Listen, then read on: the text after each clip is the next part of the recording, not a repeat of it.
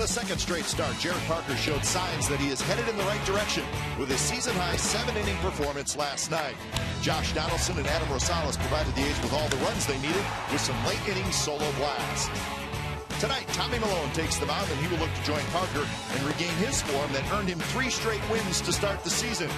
The Green and Gold are looking for a winning streak and would love to close out this week-long homestand and get back to their AL West championship form. It's Game 2, A's Royals, next.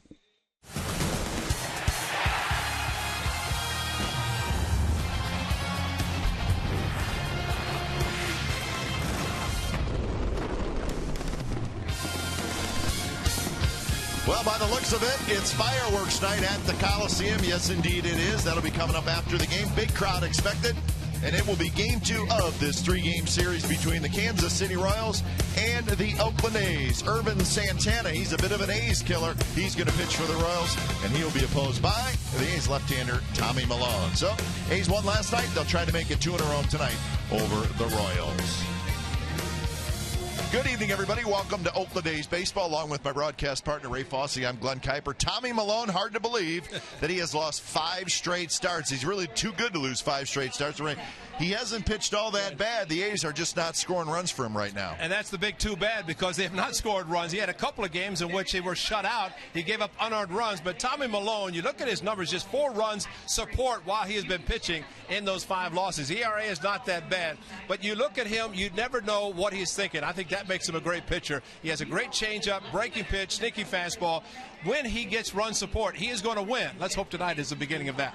Now, for the Kansas City Royals, they have a very young lineup, and it's a lineup that right now it's not scoring runs, but a couple of guys are having good years, Lorenzo Cain and Alex Gordon. Well, Alex Gordon moved down to the 3rd spot of the batting order, which we've seen him, but he uses the whole field. He can hit home runs, and he can hit walk-off home runs. They're not there in Baltimore, but he can go a long ball, but he can also hit to the opposite field. Another ball that he pulled, that was the walk-off. But he's such a very good hitter, a gold glove left fielder. Actually, he was a third baseman, moved to the outfield. Lorenzo Cain, there's the speed. He can also drive the ball. Last night, he had a very good night, walked a couple of times, but a very, very good outfielder. And I think with the speed, the number 6, Willie Wilson Ward, when he's with Kansas City, now Lorenzo Cain has it. He also adds that speed. And Lorenzo Cain last night hit down in the order. He hit 6, but against the lefty tonight, Cain is going to be in the leadoff spot for the Royals. So A's and Royals coming up from the O.co Coliseum. Fireworks night at the ballpark. It should be a good night of baseball. We'll have lineups, and then we'll have first pitch when we come back.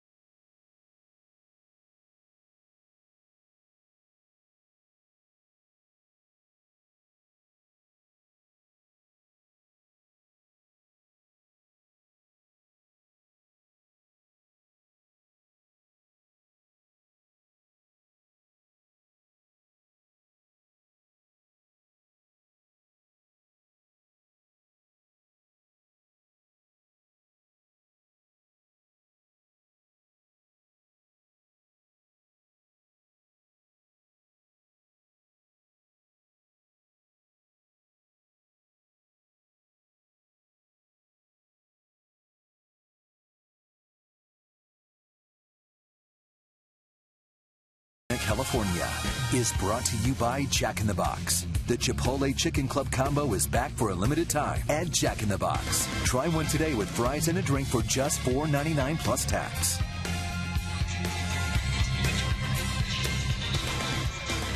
A's with the green tops on tonight.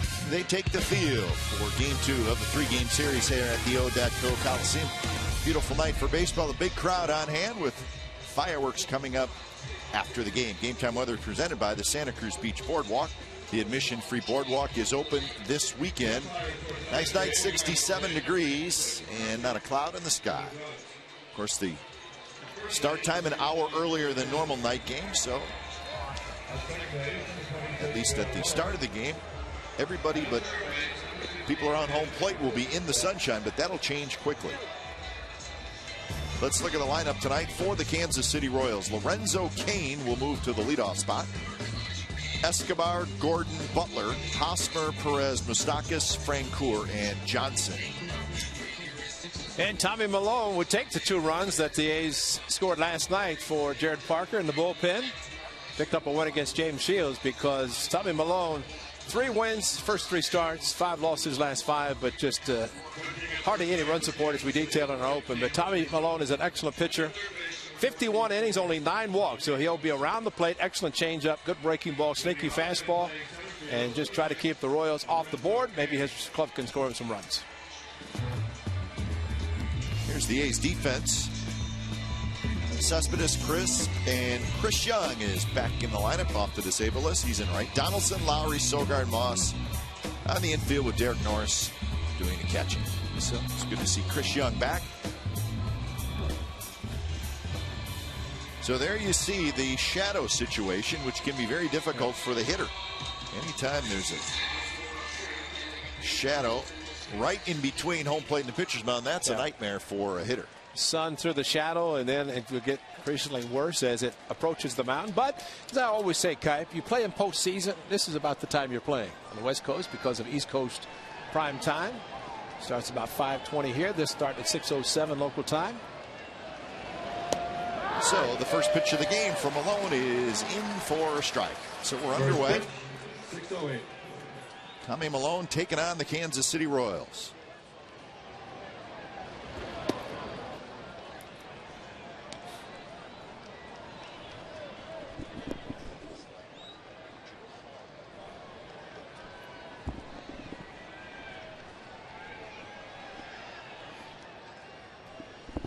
Ball loose in the outfield, left field for Cespedes to retrieve. And just remember, the Sun field will be the hardest for right field as this game time during the afternoon, which will tomorrow in the series finale be more directed towards left field. But Chris Young will have the sunglasses on quite a while before the shadows completely get to the outfield.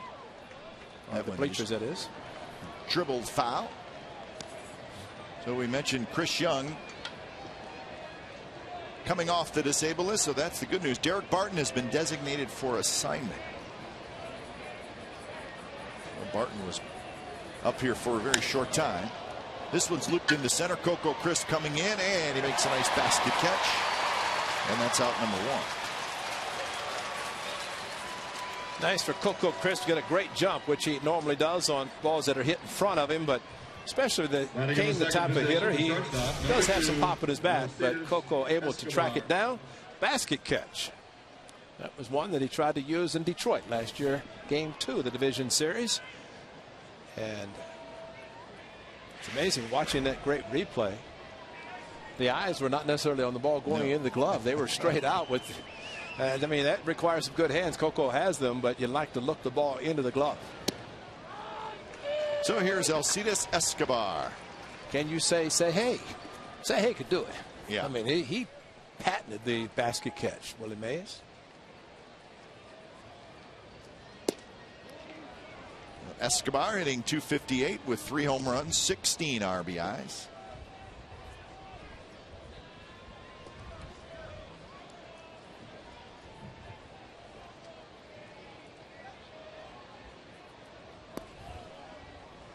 So Alex Gordon will be next. The Royals come in 20-18 on the year, and they're 10-10 on the road.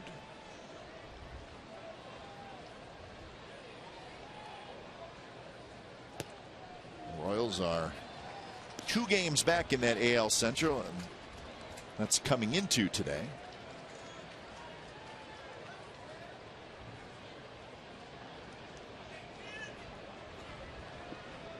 Three-one pitch to Escobar is a strike. 3-2. 3-1. That wasn't just a fastball down the middle. That was a quality strike for 3-1 right on the outside corner, called by the veteran Jim Joyce.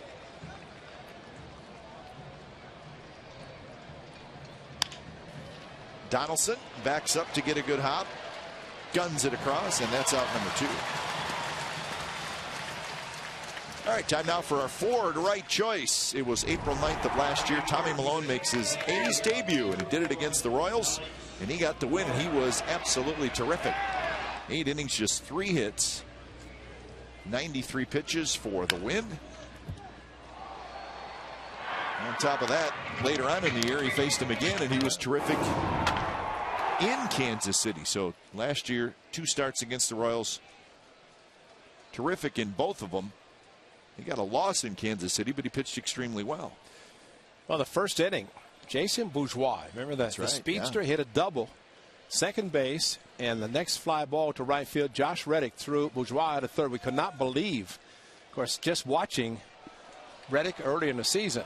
That was on the April 9th. Actually, the A's started in Tokyo, came back, played the Mariners, and then the Royals right after that. But when Reddick threw out Bourgeois at third, that was going to be a run in the first inning, more likely, with the infield playing back. But that set the tone not only for Tommy Milone and pitching the shutout, but for Josh Reddick to pick up his first Gold Glove. That one flipped down toward the A's bullpen. As Ryan Lefebvre says, where is Jason Bourgeois? He said he's a AAA Durham for the Tampa Bay Rays. But he had speed. They thought he could be the 4th outfielder, just didn't pan out. But that game was very memorable. He had the speed, but not enough to beat Reddick's throw. Kind of a half swing that time. Gordon hitting .329, 6 homers, 28 runs batted in. And no matter lefty or righty, he's going to be in the lineup. He is that good. Hanging in there, fouling off some tough pitches from Milone.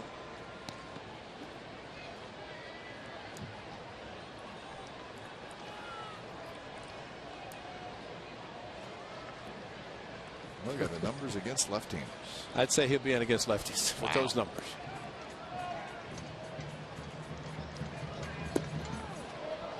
Well, and probably part of that success is what he's doing in this at-bat, fouling off some tough pitches. And taking the slow breaking pitch, able to recognize it, and you know, the front shoulder is the key. Lefty on lefty. Don't bail open too much. Check swing, another foul ball. Kind of always been a believer that lefty, because he try to load up as many righties as possible. So when a pitcher does see a lefty, you look at the numbers. Tommy Milone, 333. He's giving up the home runs to right-handers, but batting average higher against lefties. They don't see as many lefties. And I think that factors in to the maybe lack of success, because they know how to pitch to righties. But the lefties, you know, maybe take away a few pitches, different type, maybe the change up, don't throw it as much.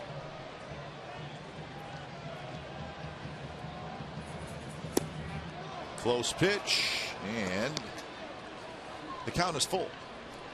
That's 9 pitches to this batter. 3-2 to Escobar, got him, and 3-2 now to this lefty. Got a breaking ball, and he rolls it foul. Umpires tonight. Looks like Jim Joyce behind home plate, and it is. So he's calling balls as strikes, and he's the crew chief.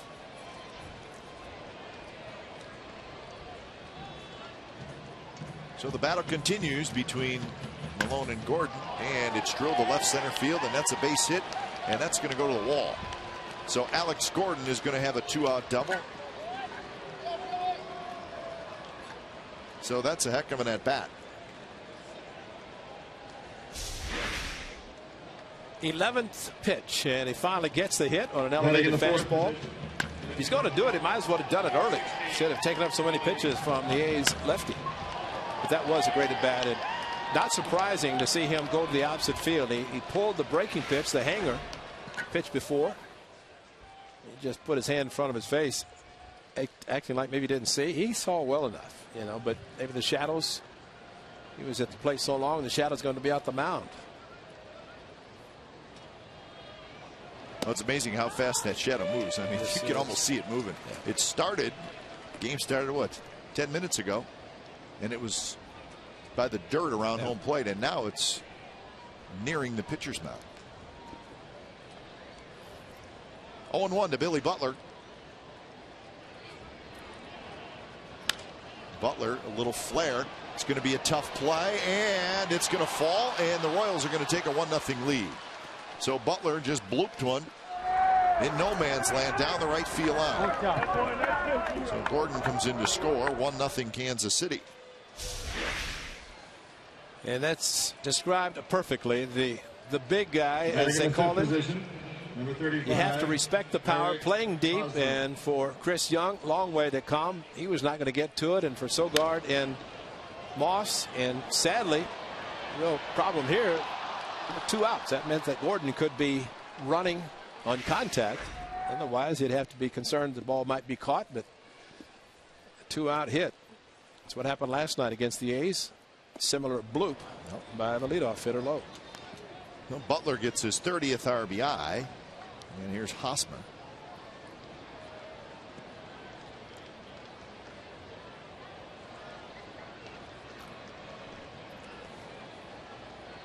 Hosmer 250 with just 1 home run, 11 RBI. Good swing there. He lost control of the bat a little bit. See the hand come off the bat.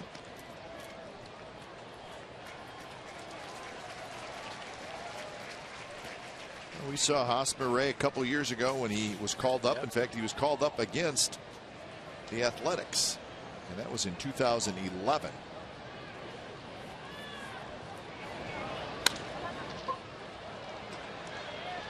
Out at second, side retired. A run on 2 hits for the Royals. Irvin Santana is set to go to work. The Royals lead 1-0.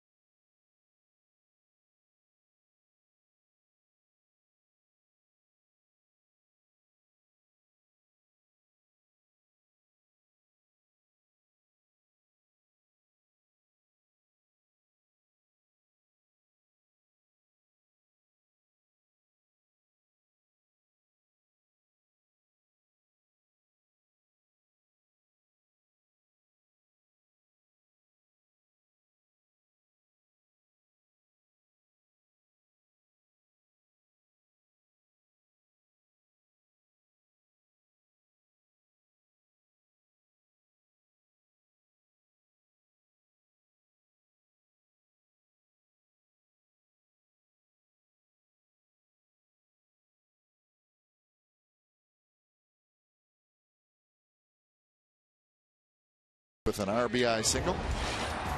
And here's the lineup for the Athletics tonight. Coco Chris, Jed Lowry, Yoenis Cespedes, top 3, and then Moss, Donaldson, Jaso, Young, Norris, and Sogard. Irvin Santana, we have known him with the Angels since actually 2005 when he made his Major League debut. The A's have seen him a lot. He's had a lot of success against the A's this year. In his first season with Kansas City, 3-2, making his 8th start of the season. And basically, you know what you're going to get from Santana. 2- and 4-seam fastball, a slider. And that's it. Mostly sliders, especially in counts in which the hitter has the favor. A's defense, or the Royals defense, excuse me. Gordon, Kane, and Francoeur in the outfield. Moustakas, Escobar, Johnson, Hosmer on the infield. And Perez is behind the plate. So same as last night, except for Jeff Francoeur being out in right field with his good friends out there in the bleachers. It's good friends and a strong arm. So Ervin Santana is set to take on the Athletics. His first pitch is a swinging strike by Coco Crisp. He was going to do one of those running swings, slapping it past the third baseman. Moustakas is in about a step on the grass.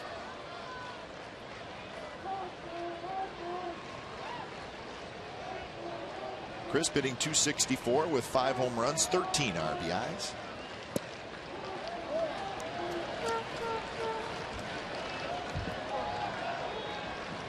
Santana hopes this is a milestone night for him. He is trying to pick up his 100th career win. He's 99 and 82 in his career. So he's probably thinking, as good as the A's are, I've always pitched pretty well against them. He's born in the Dominican Republic. He's got a ways to go to catch Juan Marichal, the all-time winningest Dominican-born pitcher, 243 wins. That's why they call him the Dominican dandy, Juan Marichal. Bartolo Colon, number 3. Pedro Martinez no longer pitching. A lot of those guys aren't pitching any longer. Coco drills one to right, down the line. Foul. Corey Blazer, the first base umpire, lifted up his arms, which means it's a foul ball. Let's review it. Wasn't foul by a lot. Let's not. Well, 3-1 fastball. Coco just a little quick. He's still looking for his first hit since returning Wednesday from the disabled list, but just in front of the foul pole.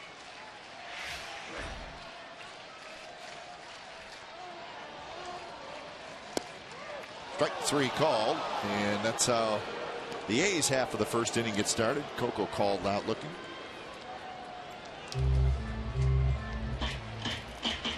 One out for Jet Lowry. Shortstop, number 8. We talk about the sliders, and maybe Coco was thinking slider something because he took a fastball right down the middle. Thigh high, down the middle, and I guess Coco maybe thought it was not a strike. He had headed towards first base.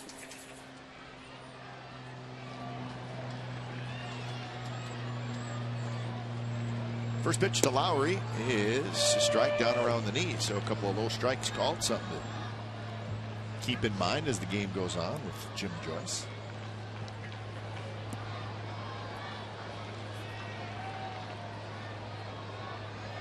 Cespedes will be next. I think with Santana facing the A's lineup tonight, Crisp, Lowry, Moss, Jaso, Sogard, lefties. The others are righties, and maybe takes away his slider, doesn't throw it as much to the lefties. As we saw Coco in the 6 pitches he saw, did not see anything but fastballs.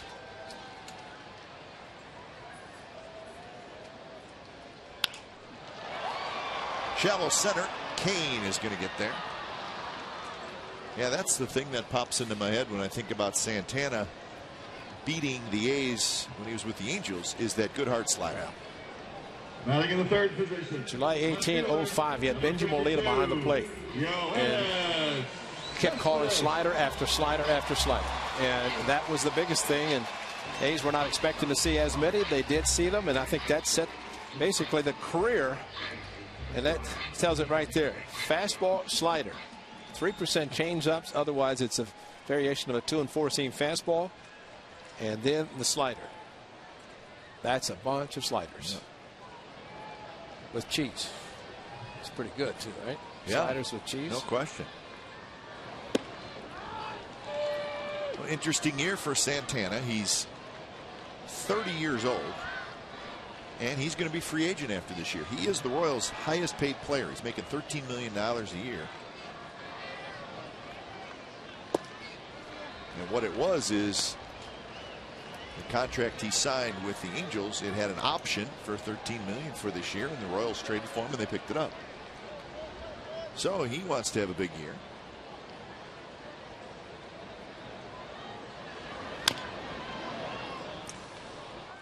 Well, last year Remember this one down in Anaheim, a 3-run bolt on a hanging breaking ball. Cespedes crushed it over the bullpen in left field up into the A's bullpen, and then once again in Anaheim started to try to stick a fastball by him. No luck. So Cespedes got him. You know, it's also, he had a red glove then. Got a blue glove now. Yep, got to have your team color. That's right. Glove manufacturer. And they didn't spray paint his glove blue either. I think they just gave him a new. Isn't that the rule, though? Your glove has to be like leather color, or it can be the color of your team's color. I read that somewhere that that's kind of the rule. Except still is the rule. Well, Jerome Williams has the pink. Yeah, that's true. His late mother who died of cancer, so he's wearing or using the pink glove. Cespedes rifles one to right center field, but Francoeur is going to get over there. He's got it. Side retired. So Santana has a 3-up, 3-down bottom of the first. On to the second. 1-0 Kansas City.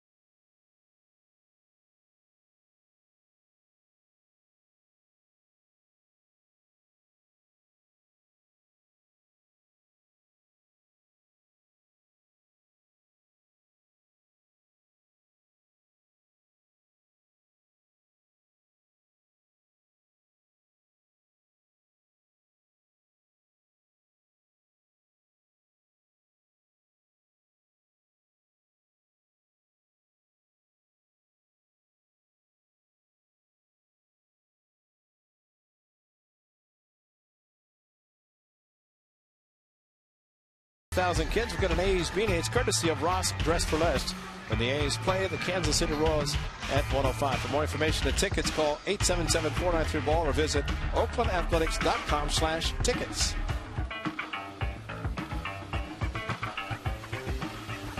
So 1-0 Royals, top of the second. It'll be Perez, Moustakas, and Francoeur. First pitch from Malone is a strike to Salvador Perez, hitting over 300. Have one of the problems for a pitcher to have an extended at bat, and Alex Gordon saw 11 pitches, 26 by Tommy Malone in the first, 11 of those with one at bat. Here his last start up in Seattle. Tough first inning. Seager, 4-pitch walk, and like the pitches might have had the strike zone, and it gives up a 3-run home run to Kendrys Morales. Uphill battle for the rest of the way.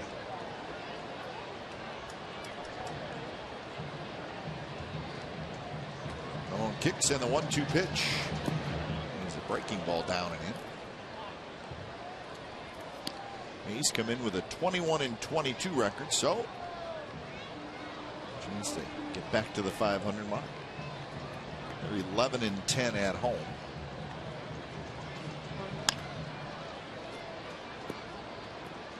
Wrap up the homestand tomorrow, and then the A's will go to Texas, play the Rangers for 3 and the Astros for 3.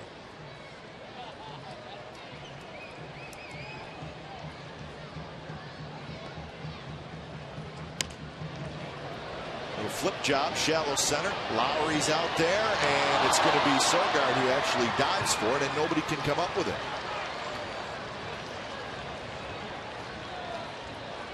Sogard, coming from his second base spot, may have had a better angle at it He certainly went a long ways if you look where the ball landed and where he was coming from. A change up off the end of the bat and just no man's land. And you're right, the dive by Sogard almost got there. He's looking up to see where the shortstop Lowry is and not able to come up with it. Lowry trying to get out of the way to avoid a collision. Coco that time in center field, you really have to respect the power of Perez. He is big and he's strong. Hit it off the end of the bat. Tommy Malone fooled him. They're talking about the shadows, no doubt about it. So tough hitting right now. Here's Moustakas.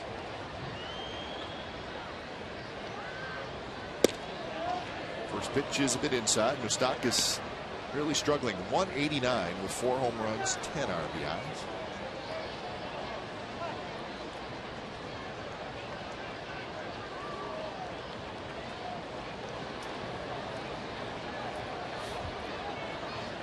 Moustakas, like Hosmer, was called up in 2011, a little bit later in the season.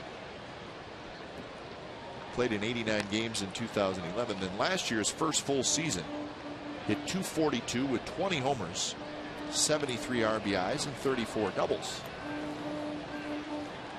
Power on the corners, and they have it potentially with Hosmer at first and Moustakas at third. Young should be around for a long time. And they're kind of both in the same spot. Still trying to figure it out a little bit.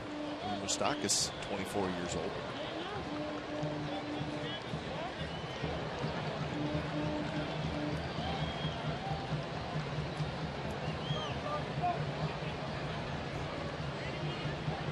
Frank Coor will be next.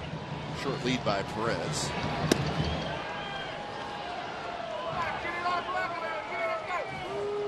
Once again, the inside part of the plate, the inside corner, is a tough place to try to get a strike. But the home plate umpire on the shoulder, the right shoulder, in the case of a left-handed hitter.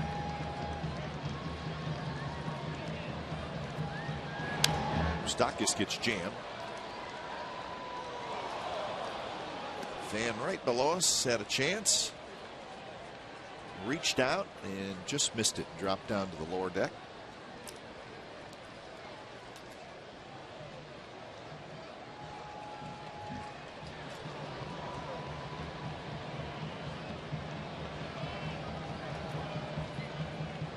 Jim Joyce, like most umpires, on the shoulder, the right shoulder. And as Derek Norris moved to the outside, Jim Joyce did not. I'm an umpire. I follow the catcher. I want as much protection as I can get. But they kind of position themselves, and once the catcher moves, at that time he was exposed to any pitch, any foul ball.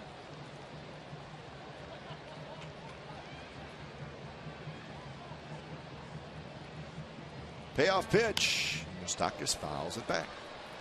You think, Ray, that maybe the umpire, we don't see a lot of them sit up right behind the catcher? Yeah. Are they afraid of the height of the pitch and not being able to see that? Because the catcher's really right in front of them. You know, I think, as Richie Garcia said, who is an umpire supervisor now, and they call it the slot, where they're set up in a slot. And you know, I would think that they get less protection setting up where they do, as opposed to being directly behind the catcher. Because watch Derek Norris, when he moves, well, Jim Joyce moves kind of inside, so he stays there.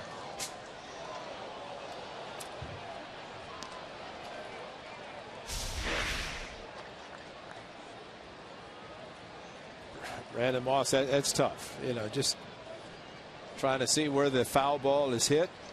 And he's hoping, don't hit a pop-up where I have to catch it.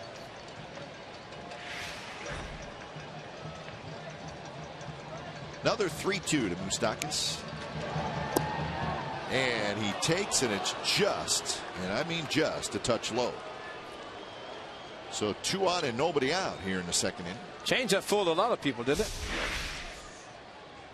Because it split the heart of the plate, and it's not where Derek Norris caught the ball. Look how much of a space, how much difference between the plate and the catcher. The ball just started to sink quickly, and Jim Joyce, known as a pretty good umpire, balls and strikes, and didn't help Tommy that time. So just his 10th walk of the year. So the Royals with something going here in the second, and they're making Malone throw a lot of pitches. Francoeur, very aggressive always. He'll swing at the first pitch, the last pitch, the second pitch. He's ready to go, ready to let it rip. Almost aggressive to a fault, to the point that you don't want to throw him a strike. He's got to chase. Let him chase. He's walked 4 times in 122 at bats this year.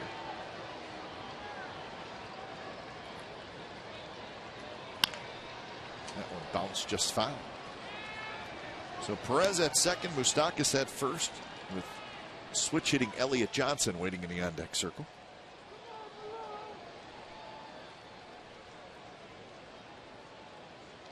Well, lots of time in the stretch for Tommy Milone early in this game.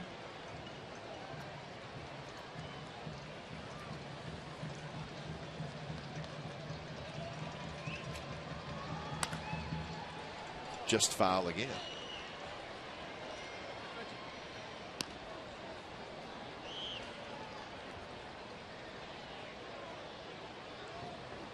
So 44 pitches now.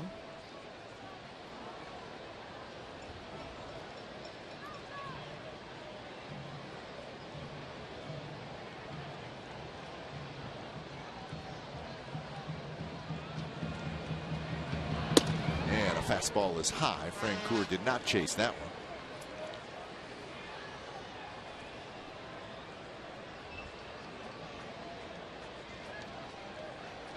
one. Francoeur, another Royal who will be a free agent after this season.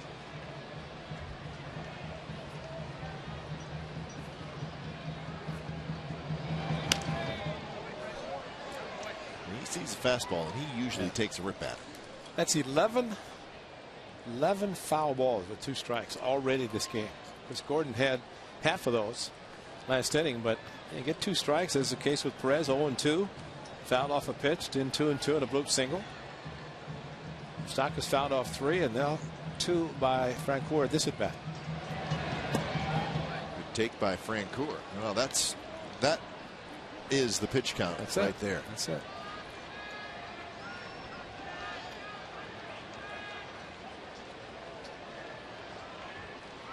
No, the Royals are making Tommy Milone work.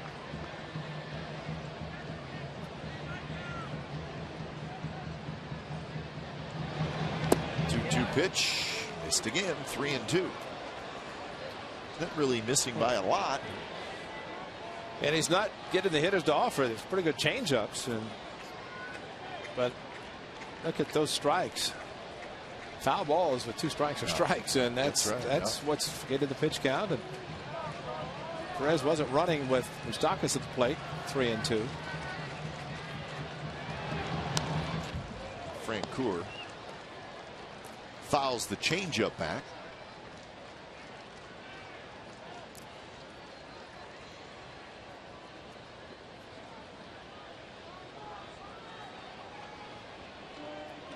So the shadows now way out right over top of second base.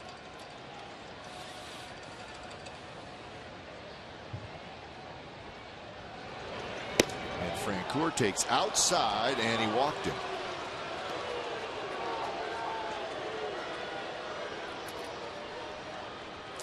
Post pitch. But off the plate. Yep.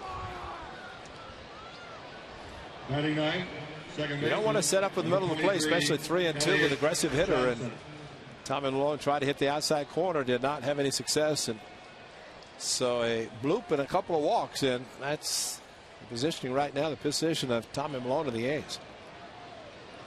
So here's the switch hitter, Elliott Johnson.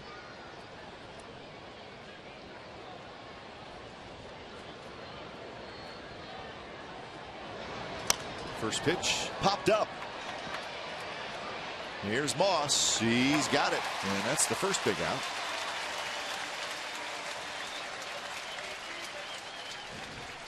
Pulled the string, first pitch, and sure, I think Johnson was thinking he's going to throw me a fastball. I got the bases loaded. He's going to try to get ahead, and I'm going to be all over it. And he stood at the plate while Moss was catching the ball. Just could not believe it. Got out on the front foot, watch him carry the bat, and then just kind of drag it through. Was a hitter You just give so much for a fastball. You got a changeup. That is a great pitch from a pitcher standpoint. Exmo brought to you by Cache Creek Casino Resort. It's a good way to keep the ERA down. Not out of it yet. Here's Kane. And a changeup stays outside. Kane hit a fly ball to center field in the first inning.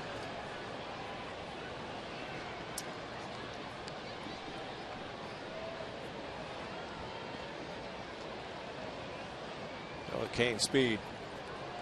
Mostly hoping for a 1-2-3 double play or a pop up or strikeout.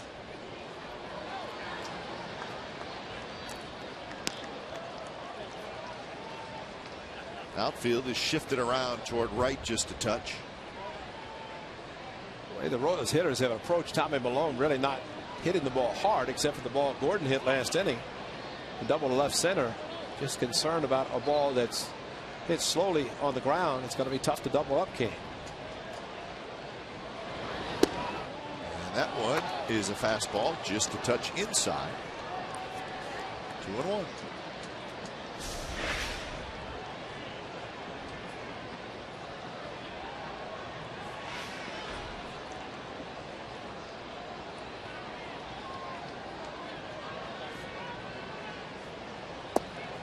So it may seem like he's getting squeezed, but the replays are showing that they're close pitches, but it doesn't look like they're strikes.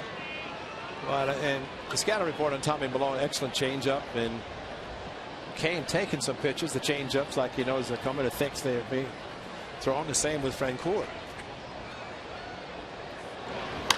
3-1 is fouled right field. So now a full count, 1 out with the bases loaded. And you wouldn't think he could be sitting changeup on 3-2. That's kind of why you like to think about pulling the string. Tommy Milone usually has very good control with his changeup.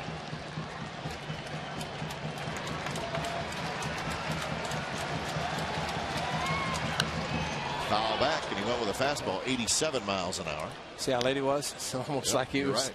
He was thinking, and not a bad idea to protect with a couple of strikes, but in 3-2, hitters have a tendency to get a little aggressive and will look fastball. Though this time, Kane got the fastball and just late swing like that results in a pop up on the infield. The 3-2, and it's rolled to Donaldson, and it's going to be off his foot, so it's a foul ball. Kane hit it off his foot, and usually when it hits off your foot, you don't see it go that far. Right. It rolled right toward Donaldson.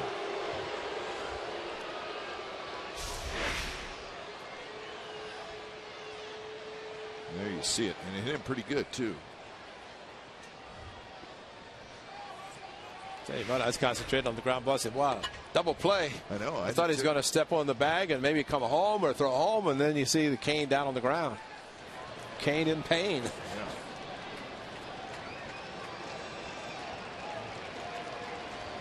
"3-2 again. Strike 3 call. Stayed with a fastball, and that's out number 2. That is a great sequence right down the middle. Unfortunately, Jim Joyce liked the height of this one. It was on the plate, plenty on the inside corner, and knee high, perfectly thrown 3-2. And maybe Kane's foot hurt just enough that he couldn't swing the bat. So here's Escobar. Perez, Moustakas, Francoeur still on the bases.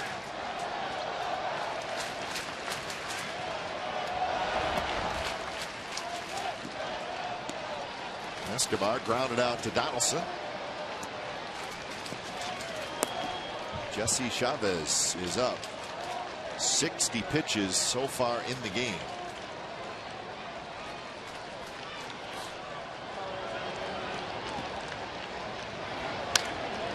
Slice foul, 1-1 to count.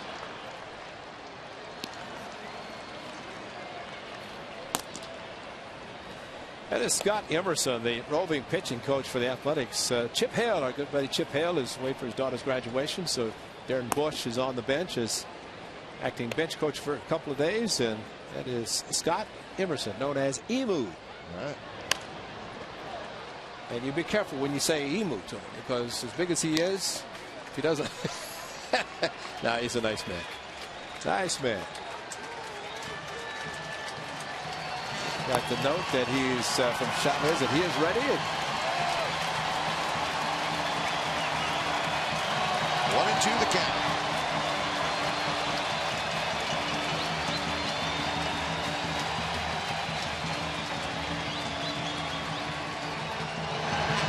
And to the backstop, but I guess time was called. The ball was thrown in the outfield. There's a ball out there. Huh? That was. you know, you see that happen. You ever think that a hitter with 3-2, bases loaded, could just stand up straight and just, you know, act like something's going on and nothing? But he did. Third base umpire called time. There's a wild pitch. Yep. Basically, the ball back to backstop. I don't know that a pitcher or catcher in a situation like that would know what to do. See the hitter just stand up, let the bat down to his side. That'd be totally giving up, and I don't think he'd want to do that. So we're going to have to do this again. Yeah, does that count as a pitch thrown? No? Okay. So it doesn't add to the total. That's good information, BI. Yeah.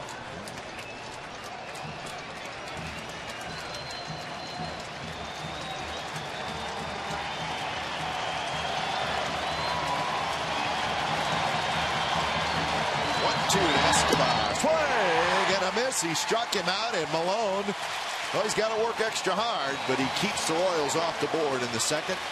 They had the bases loaded and nobody out, and they do not score.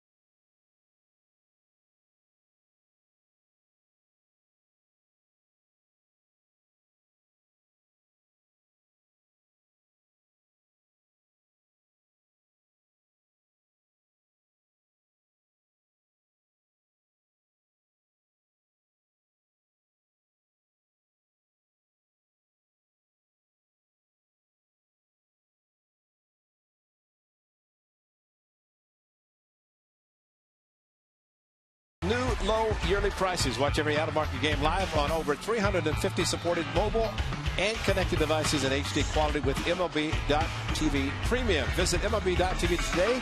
MLB.TV baseball everywhere. Ready?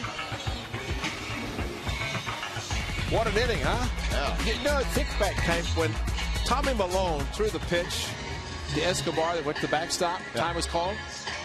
And he came right back with an elevated fastball. I think the reason he threw it over the catcher, he was trying to elevate it anyway and just kind of let it go.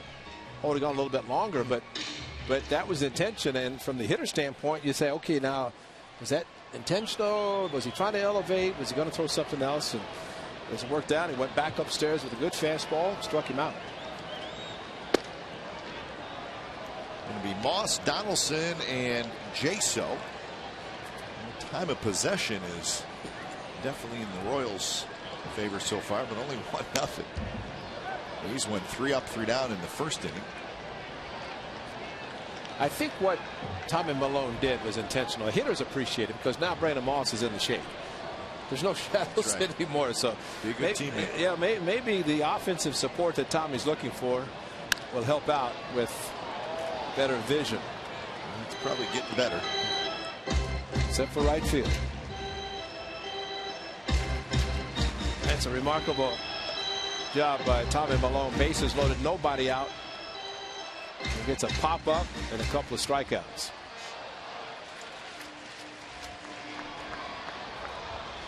So 1-2 the count to Moss. 254 with 6 home runs.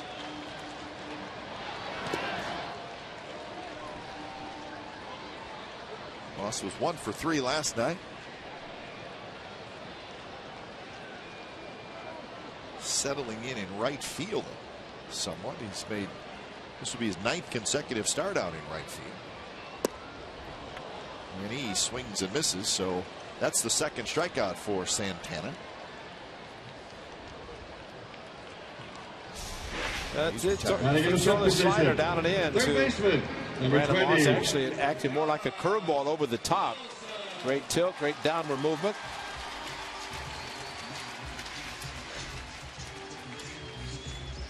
His numbers here at the Coliseum: 6-1, 14-5 overall against the A's in his career. His ERA right around 2. Missed inside to Donaldson. 323 for Donaldson, 6 home runs, 26 RBIs. Josh didn't think he'd hit the ball well enough last night for it to be a home run. Thought it might hit off the wall and said he was running hard, thinking it was a double. Ended up scooting above the out-of-town scoreboard. Well, it was like kind of a high line drive.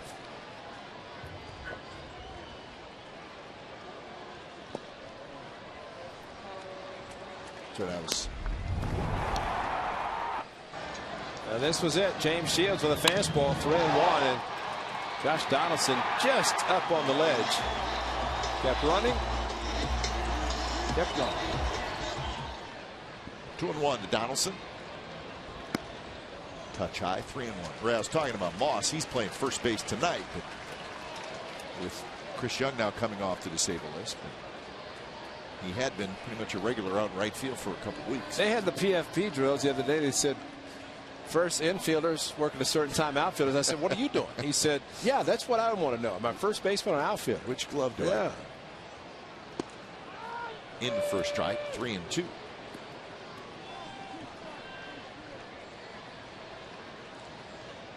Jaso will be next.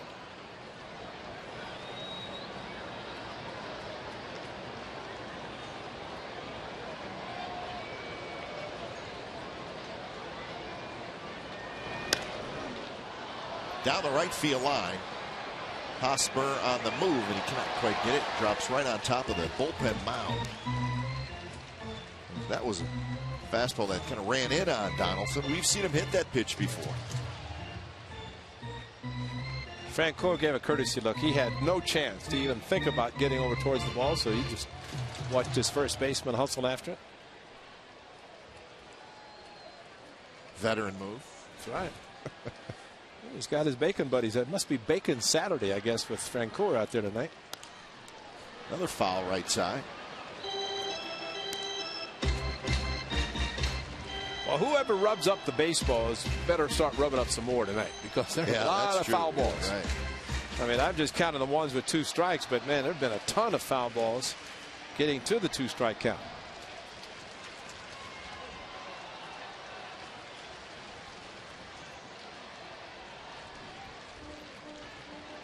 Another 3-2, and that one hit toward the seats and into the seats down the right field line. Santana's there with a fastball to Donaldson, and Donaldson swinging, fouling those balls on the right side, almost like he's preparing for a slider, not getting it, or Santana a little bit extra with his fastball, getting in, running in on Donaldson.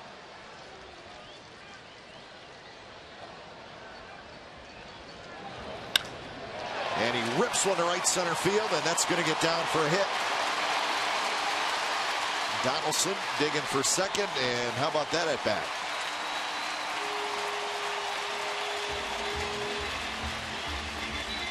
You're looking at an all-star there. I mean, this kid is unbelievable the way he is approaching everything.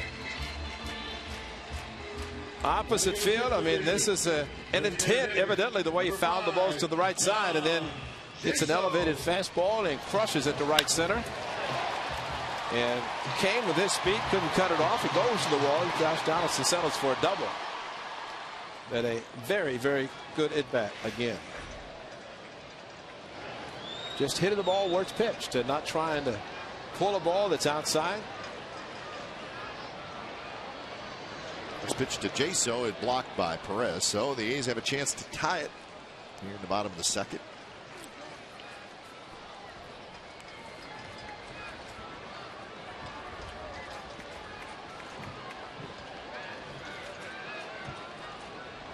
Jaso 257 with a home run, 11 RBIs.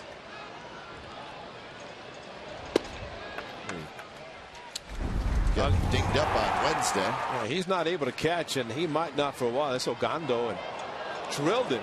Stayed in the game, and that was his right leg. Watch the right shin.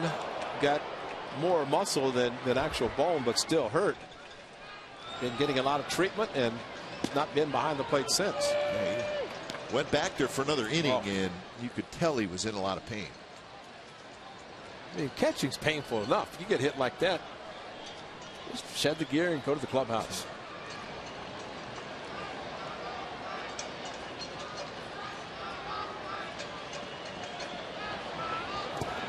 Tries to hold up, cannot do it.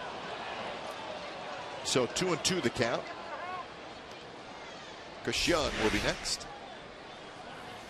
This is a swing and brought it back. Thought maybe he was not going to have the call by the home plate umpire Jim Joyce, but I think he actually swung enough.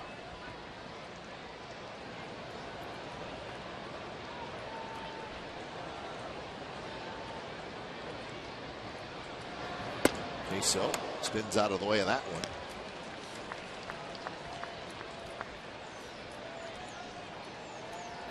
That's where a hitter really has to think. First base open. Am I going to get a pitch to hit? Jaso seems to hit Santana well. Chris Young, right-handed hitter, just coming back from the DL. Payoff pitch to Jaso, and he tries to hold up. He can't do it. And he did not give in to him. No, he did not. A hard slider, and that's a difficulty for a hitter. You want to be aggressive, but you have to also think, are they going to pitch to me? And Santana wanted him to chase. He chased, and it's a big strikeout.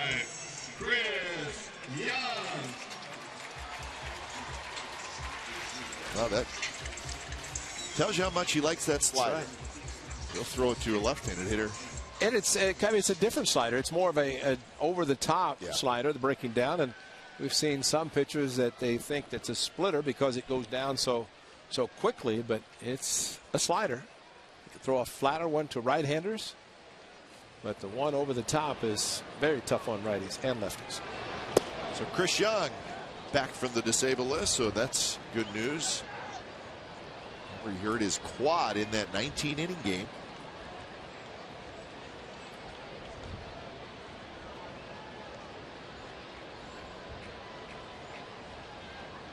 So Coco's back. Chris Young is back.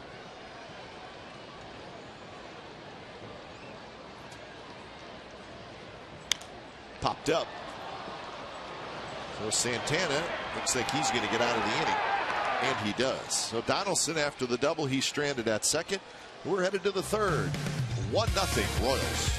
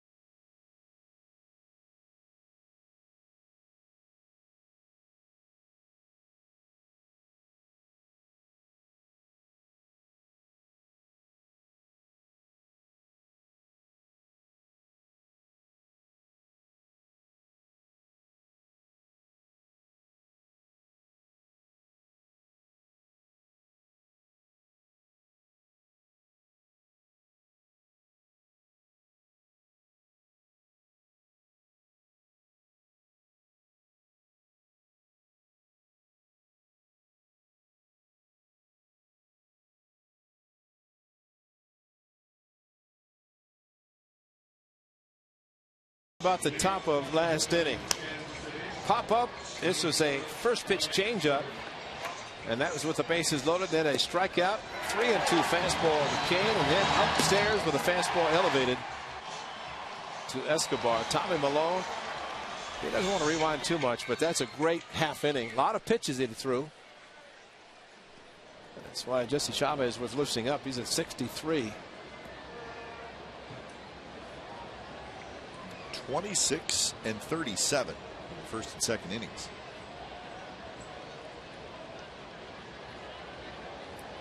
First pitch to Alex Gordon, who had a very long at bat in the first inning, which resulted in a double to left center, and then he scored.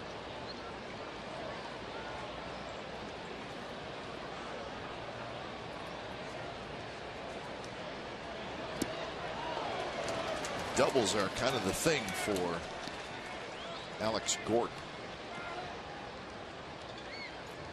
Well, this is when it bears down, and Tommy Milone is in a position now. He needs to put hitters away quickly. No waste pitches. Try to get him to chase another curveball outside off the plate. A.J. Griffin had a game recently. Of course, recently would not be that long ago, considering the season is just a month and a half old. But a game in which he threw a lot of pitches early and settled down. Pitched 3 more and was able to go 5 and maybe I think it was even 6 innings and save the bullpen. Houston Astros, he tried to figure it out. He did, and AJ will be there tomorrow again. Call it. Wow.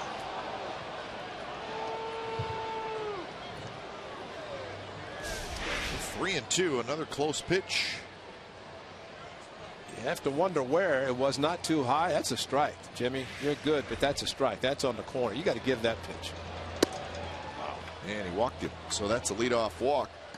So Milone, who does not show a lot of emotion on the mound, kind of snatched the ball back a little bit, so he's a little frustrated. Well, that was a strike, and Derek Norris is asking him, I think. And, you know, again, the home plate umpire is more critical, and now Jim Joyce again kind of leaning over to talk to Derek Norris, but I think when he looks at that later, I'm sure Matt Weiss is going to have the DVD ready for him to check it out.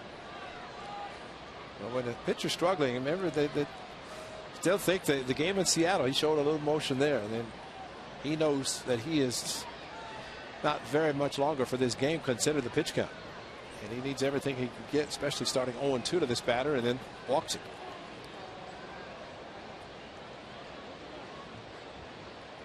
So here's Butler. Butler had the blue bar RBI single.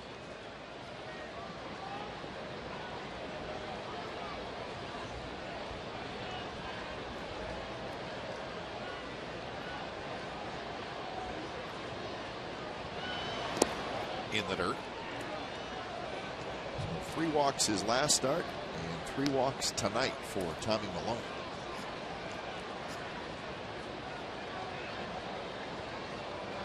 Which is a bit strange to say because we don't say it very often.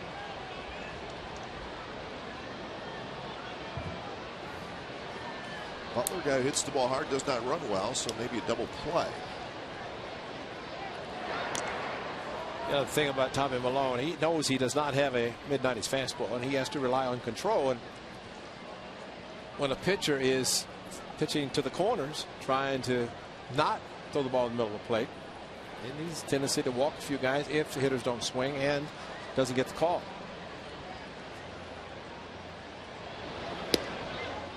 Missed again. So 2-0.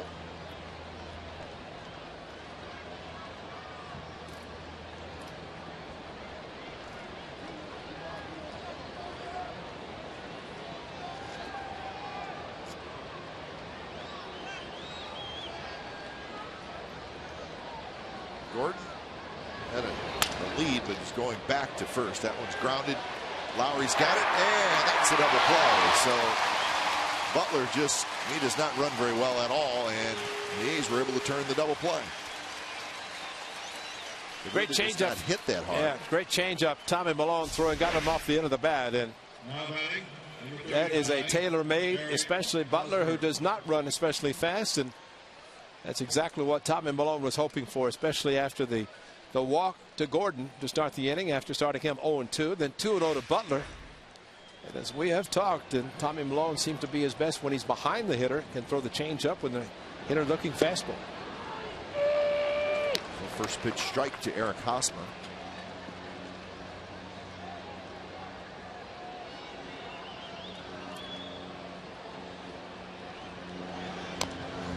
And now it's 0-2, so Malone ahead of Hosmer.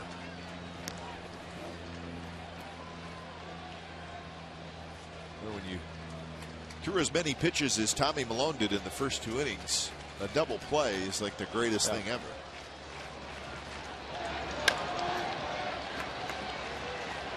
Moss has it, steps on first, side retired. Bottom of the third coming up. It'll be Norris, Sogard, and Crisp. 1-0 Royals.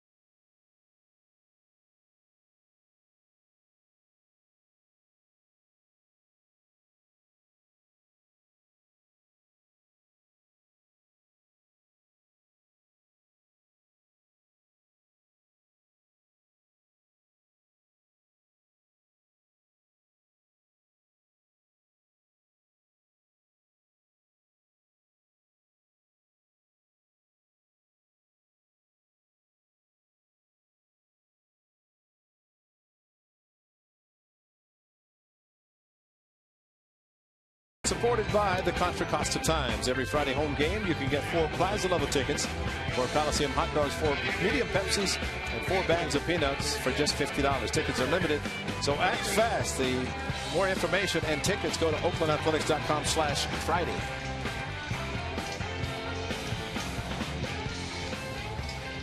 Beautiful night at the ballpark. And it's the Royals with a 1-0 lead, bottom of the third inning. A's have 1 hit. That was the Donaldson 1-out double. Second inning, could not get him home. So Derek Norris to lead it off. Followed by Sogard, and then the top of the order, Coco Crisp.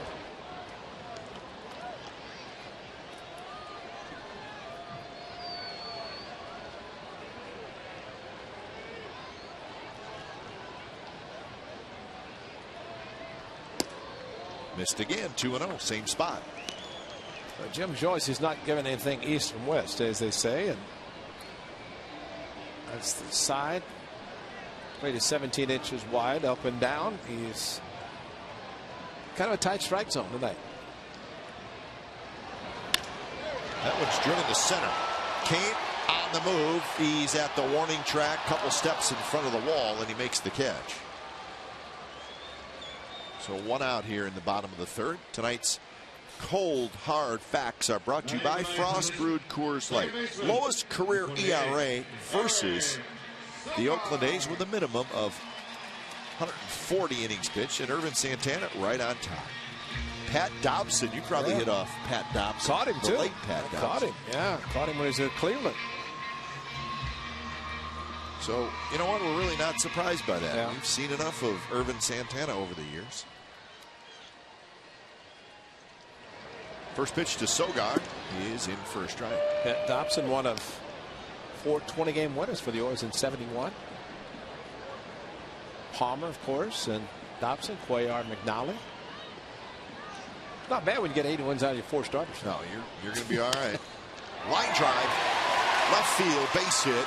Gordon to cut it off, and Sogard's going to try for 2, and the throw is in time, and they got him. Sogard questioning whether he was tagged, but according to Bill Miller, he was. Well, he had a slight hesitation at second on his way about halfway, and he said probably, oh my goodness, that's the Gold Glover in left field, and he cut the ball off because he sliced it.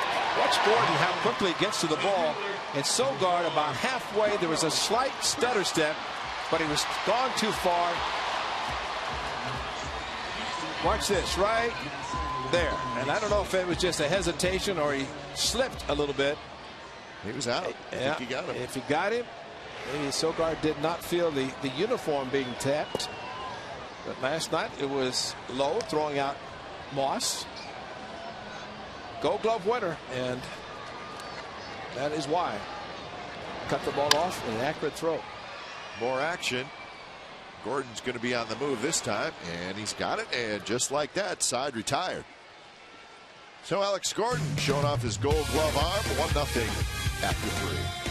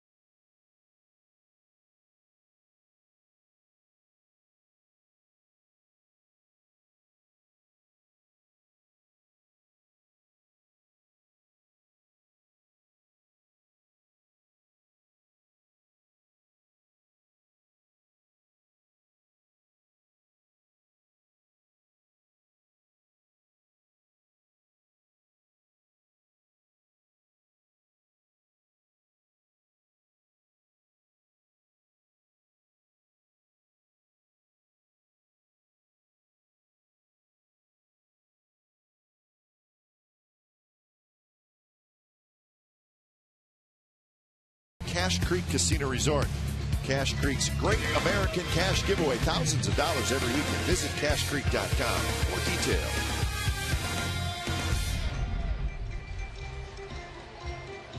One 0. The Royals lead the A's. It's the 4th inning. Seems like an awful lot of action for just a 1-0 game. Talking to Brandon Moss and watching Sogard get thrown out tonight, he said, you know, I was safe at second. I said, well, sometimes when the ball beats you there. Long run, nobody's going to get it. And Salvador Perez is going to have a leadoff double. Yeah, and you know what? He may have got in there, but you're right. When the ball's waiting for you, you can make the greatest slide ever, and they're probably going to call you out, unfortunately. Got an elevated pitch, and maybe intentionally, but Perez all over it. And the left center field. Even Cespedes and Coco, with the speed they have, could not get to it. So Tommy Malone out of the stretch again. Yeah, he's been living there. First inning, first 2 batters, and then out of the stretch, and since then he's been living out of the stretch. That's the 4th hit for the Royals. First pitch is low. 2 doubles, 2 singles so far for Kansas City.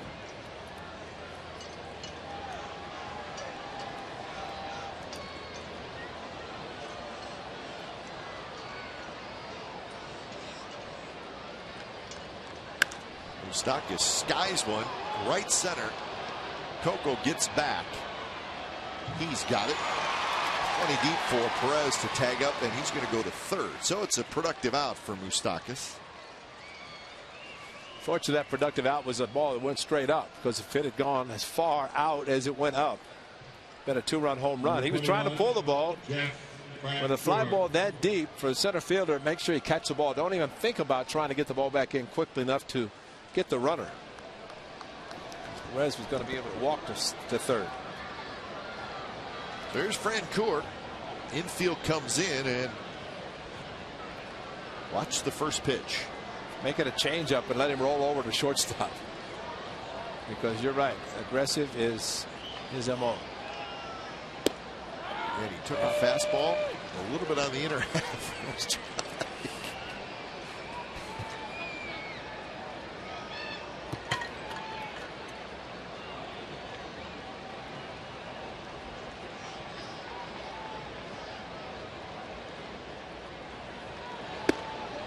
Tries the fastball again. This one runs inside. Francoeur walked in the second inning.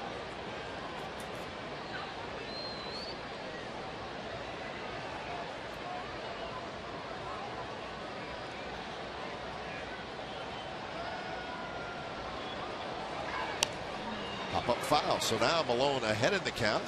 A few more options. Well, 3 fastballs, all 3 inside. He does not want Francoeur to extend his arms, especially in this situation. And of course, I did like to get a strikeout. That would be the best case.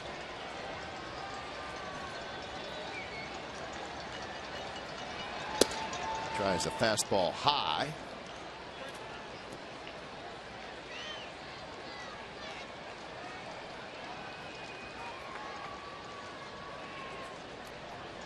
Perez is the runner at third.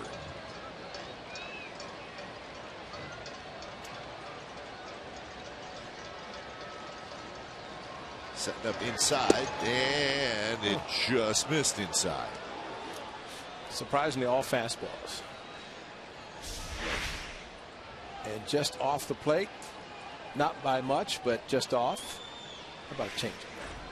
Okay. Well, you got a base open. I know. Maybe fooling. And he did, and he got it. That's beautiful. Francoeur strikes out. That's beautiful. Talk about setting a guy up, throws him all fastballs and gets to the hitter's count and then pulls the string. And it might have been ball 4, but we know that Jeff Francoeur is aggressive, and what a great pitch from Tommy Malone. So 2 outs. Here's Elliott Johnson. Is this called living on the edge for Tommy Yes, Malone? it is. Leaning out over the edge. That limb starting to waver a little bit.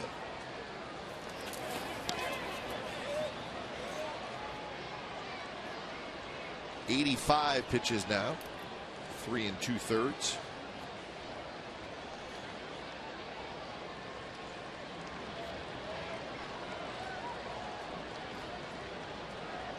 Johnson fouled out his first at bat. Swing and a miss at a changeup, and it's 0-2.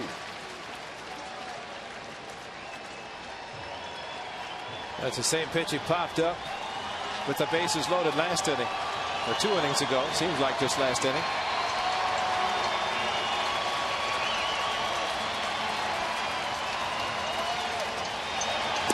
Swing and a miss. He struck him out. He stayed right with it, and what a job by Tommy Malone. He's ducking and weaving in and out of trouble, keeping it close. 1-0 Kansas City.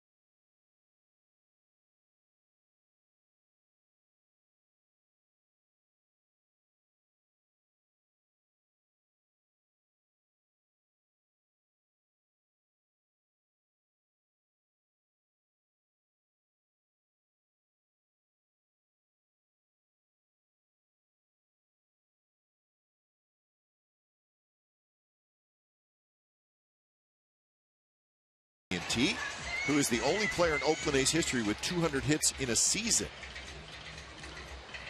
Only one guy has ever done that. You know who it is? I got an idea, but I'm surprised that there hasn't been more. Do they call him captain? If you think you know the answer, tweet us at CSN Athletics. Tell me, long history of the Oakland A's, only one guy has ever had 200 hits in a season. Didn't need him. He had great pitching. You don't need offense. You got good pitching type. You know that. Just score 1 or 2. But it always helps to get 5 or 6, though. You know what I'm talking about. I know, exactly. Yeah, it is surprising. That's Oakland A's history, right? Yep. 1968 to present.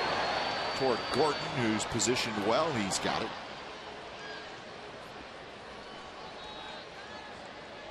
Well, let's not forget about who is sitting on the bench of the Kansas City Royals. Left fielder, number 52. Miguel Tejada. That's right. Giambi. Because Giambi walked a lot. That may have taken away some hits, even though he always had the high batting there.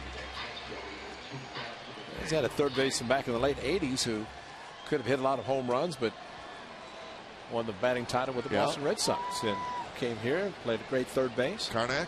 Yeah. So there's some options. And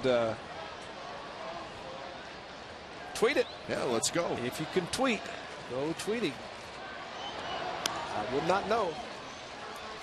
So Miguel Tejada, what a great. I thought maybe with Tommy Alone pitching tonight that Mickey might be in the lineup, but he's wearing number 24. And I said, why 24? And he said, that's how old I am. I said, what do you mean? He said, that's how old I feel. Good for him. And he said his kids are now 9 and 13. He said, Daddy, I'm wearing 24. And he says, well, I'll wear 25, but I'm not any older than 25. 24. But he wore 4 with the A's, following his great friend Alfredo Griffin. Number 10, Tony Batista in Baltimore, because Earl Weaver, that number 4, was retired. Miguel's a good man. He reminiscing about some great times here. 97, 2003, and 2002 season, most valuable player. The MVP, Tejada, and Barry Zito, Cy Young Award winner, 2002. Making some huge hits. One of the big ones, game number 19 against the Royals right here on a Monday afternoon. And a swing and a miss by Cespedes, so he's 0 for 2. Always fun to look at Tejada as an athletic. Well, he first came up, and he gives a lot of credit to the A's because he said they were the team to sign me first, and he became a tremendous shortstop. I mean, he hit home runs, and tomato signs, Eric Chavez greeting him. But the greatest thing is to watch him as Ron Washington was coaching third, and he'd be waving home. Washington would be waving home the runner, and Tejada would be in the dugout waving right along with him. That's right. He was the backup third base coach. Yeah. But he gives a lot of credit to Ron Washington, helping him become a very good shortstop.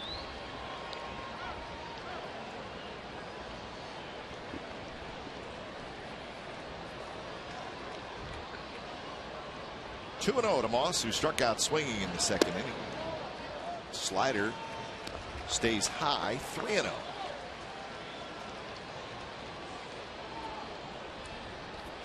Four strikeouts now for Santana, and he has not walked anybody. Green light. How's that sound? Green light, let it go. Pitch is outside, so a 2-out walk. You know, the club's struggling offensively. I think a green light, because that might be the best pitch you're going to get. You take a 3-0, and Bob Melvin is not opposed to having his hitter swing 3-0. I think sometimes because in the past they've never been given the opportunity. They're shocked when they see Mike Gallagher say, swing the bat, let's go. He'll swing a 3-0. There's already a couple of home runs against Santana last year at the show with the Angels.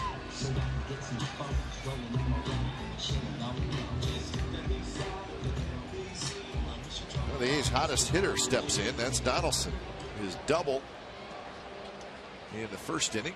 It was the first hit for the Athletics. Look at the batting average, now up to 327.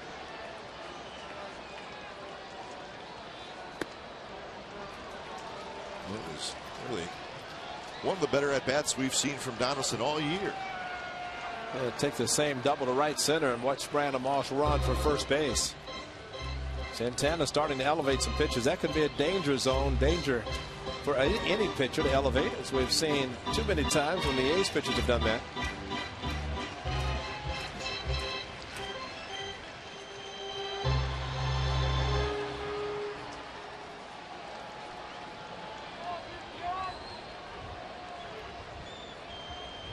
So 1-0 to Donaldson. Moss with the lead, shuffles off, and this one's popped up foul territory. Hosmer in front of his own dugout.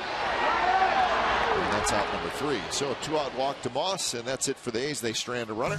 We're on to the 5th. 1-0 Royals.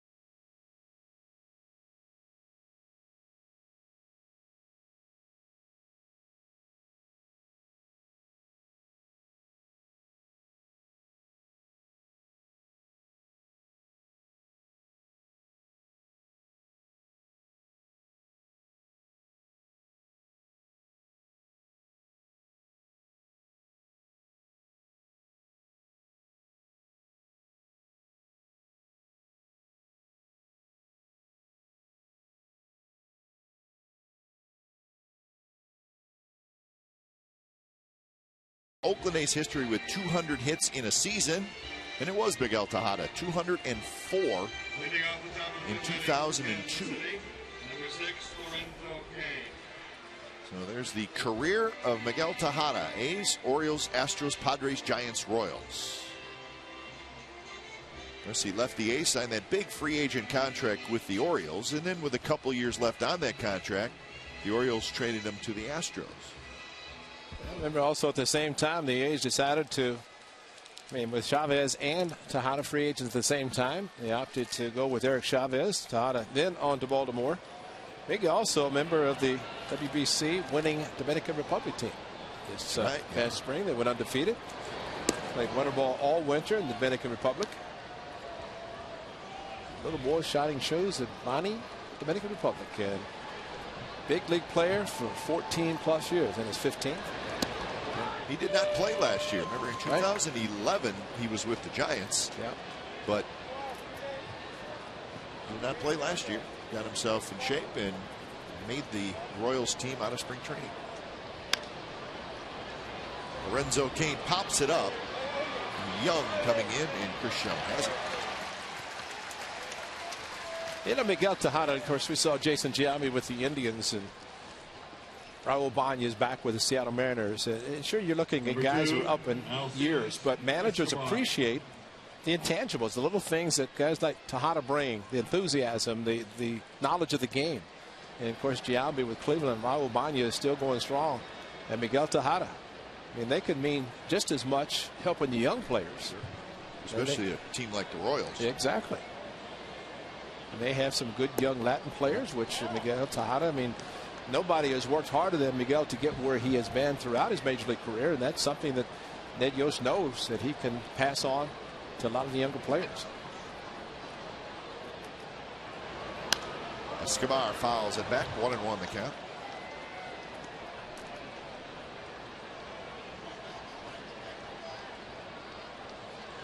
Escobar, a ground out and a strikeout in the game.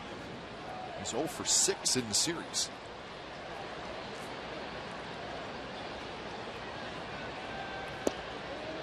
Close pitch, called the ball.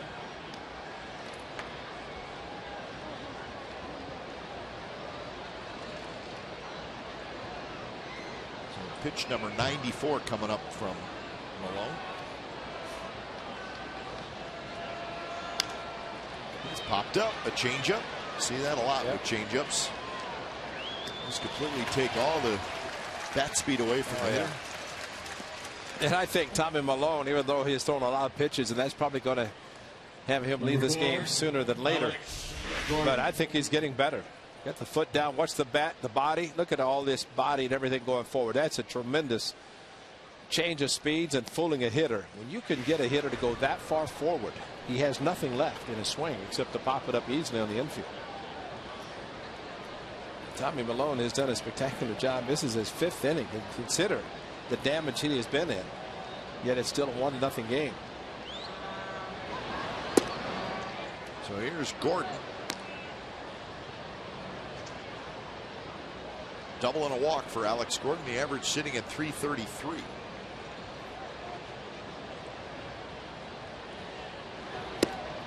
Fastball, he chased it.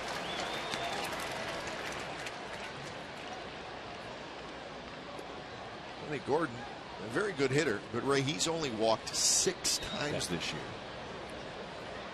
You watch him and he's got good eye. But puts it in play. Maybe he knows he shouldn't have walked last at bat on the 2-2 fastball. The strike ended up walking the higher fastball. Driven to center. Coco's going back, still going back. Now he gets to the track and he's got it. So it's a 3-up, 3-down inning for Tommy Malone. He's doing his job. 1-0 Royals.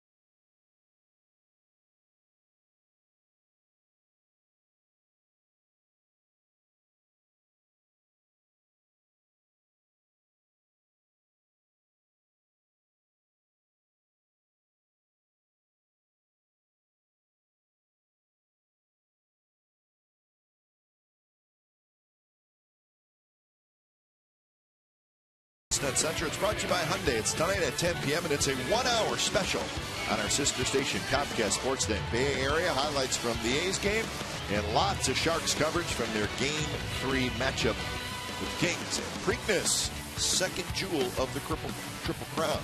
Check in on that as well. Mindy Bach and John Henry Smith will host. Again, that's a 1-hour special tonight. Sportsnet Central. Urban Santana and the Royals leading 1-0. A's have had a couple of hits off Santana. Well, the A's are hoping that Santana can be as frustrated as James Shields was last night. Got 1 run, ended up giving up 2 home runs late, and Shields and the Royals lost 2-1. That one's driven toward Gordon in left, but he's got a play on it near the line, and Jaso is retired on one pitch.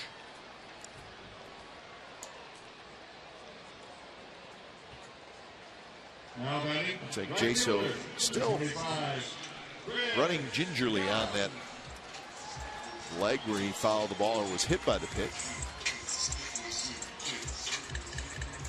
Game's hard enough to play when you're 100% or close to 100%, and you have an injury and you're trying to play through it. Michael Zagaris not injured though. He's got his camera there. Never been on the DL. First pitch to Chris Young is in first strike. There's Michael Zagaris. Let's see, man. Covering up the biceps today, which is a little strange. But we'll see him tomorrow for a day game. He'll be out here. Yeah, he'll be out here pumping iron. It's really not an A's game without Michael Zagaris showing off a little bit. Now we're just teasing. He's a good man. Got some lens, big camera lens. Fastball just a touch high.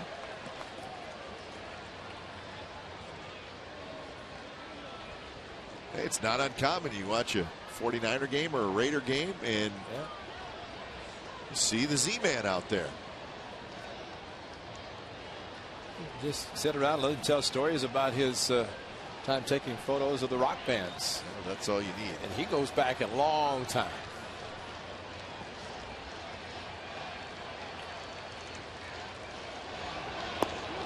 And probably a few stories that he can't tell us. That's okay.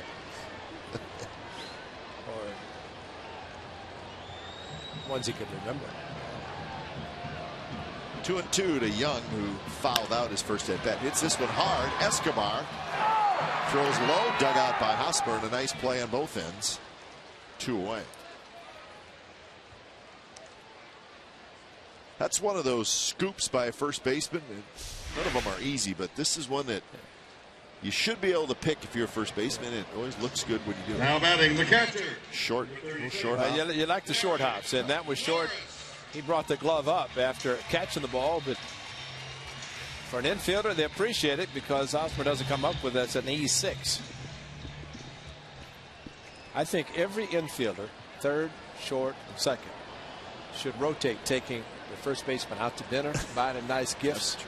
Especially look at the totals at the end of the season, how many he scooped. And Hosmer is a very good first baseman. He's tall, too. Yeah. Great hands, and he knows he's at a position where they want production offensively, but also what he can do with the glove, also very important. Second at bat for Norris. Foul back. Hit a fly ball to center field his first at bat. Talked about the great bullpen of the Royals, and of course we always highlight the A's pen as we saw last night with Doolittle and Balfour, but the Royals bullpen is outstanding. But last night James Shields went the distance, 8 innings and a loss, and Irvin Santana pitch count reasonable enough. He's got a chance to go deep into the game.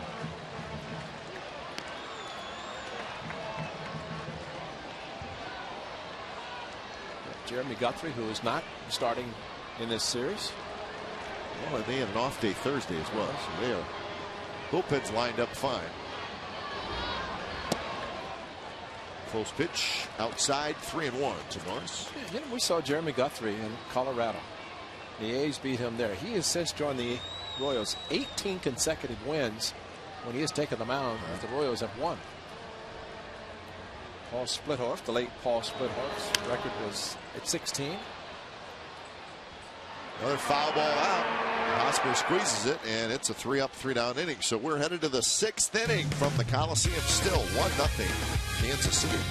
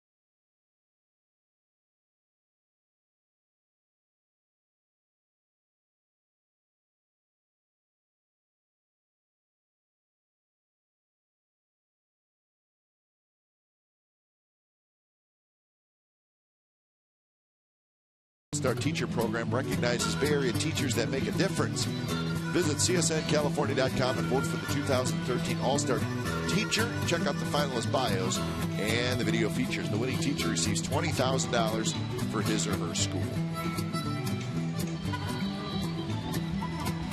There come the Royals in the top of the 6th inning.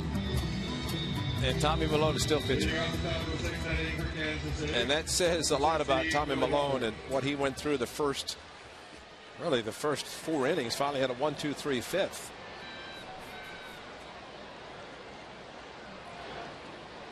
Levin's loosening up for the Athletics. Butler, Hosmer, and Perez for Kansas City. First pitch is a fastball outside.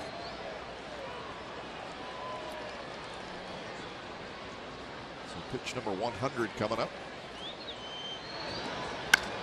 And it's lined down the right field line, a hit. Butler will make the turn, stop at first. Back to the stretch goes Tommy Malone. A lot of hitters, that's a double, but for Billy Butler, great hitter going opposite field, but not blessed with a lot of speed. Fortunately for the A's, keeps the double play in order. He's done a very good job getting over to the ball, spinning and throwing it back in. He has done a pretty good job after that first 2 innings, but the problem with the first 2 innings were 26 in the first, 37 pitches in the second, and that's a lot. Well, after the first 2, his goal had to be inning by inning. Yeah, and exactly. Right now, be happy to get through the 6th inning, turn it over to the bullpen.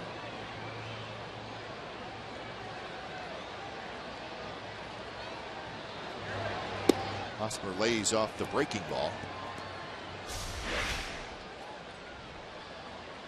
Keeping his eye on the target. But then finds his landing point, picks up the target after that.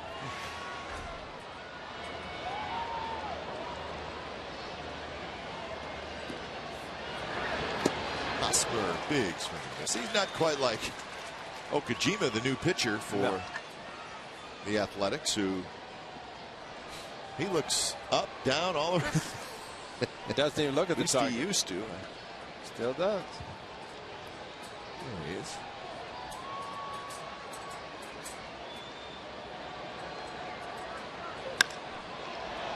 Drilled to left center. That's hit pretty well. Coco Crisp going back. He's at the wall, right up against the wall. He makes the catch.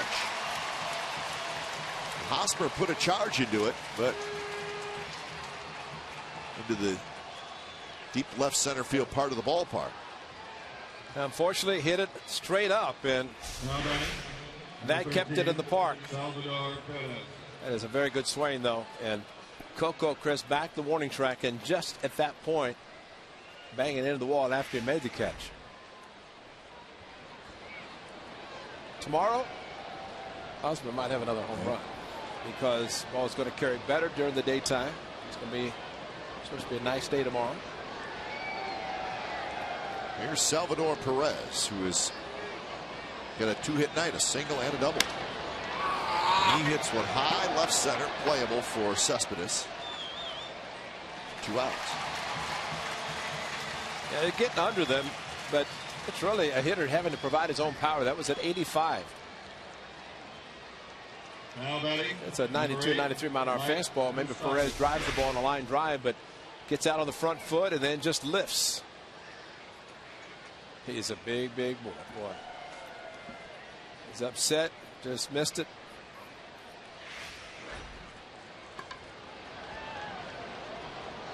Here's Moustakis.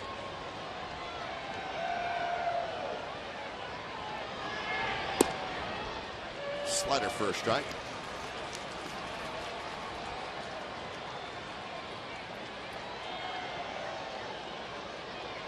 Moustakis, a walk and a fly ball to center field so far.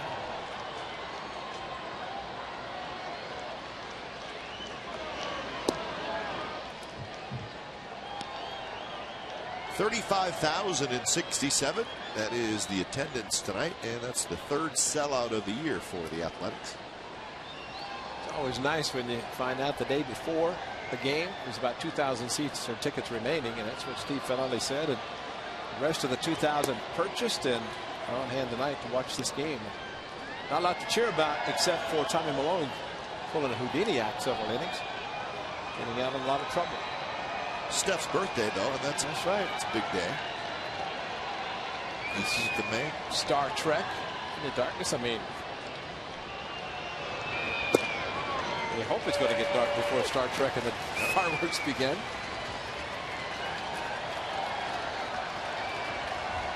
So 2-2 the count.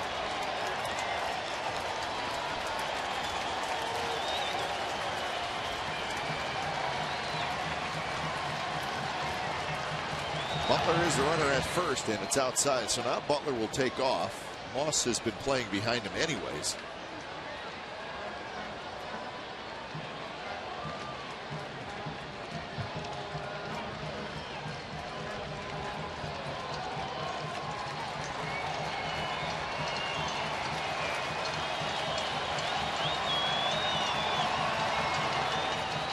Butler runs, and the ball's driven to center.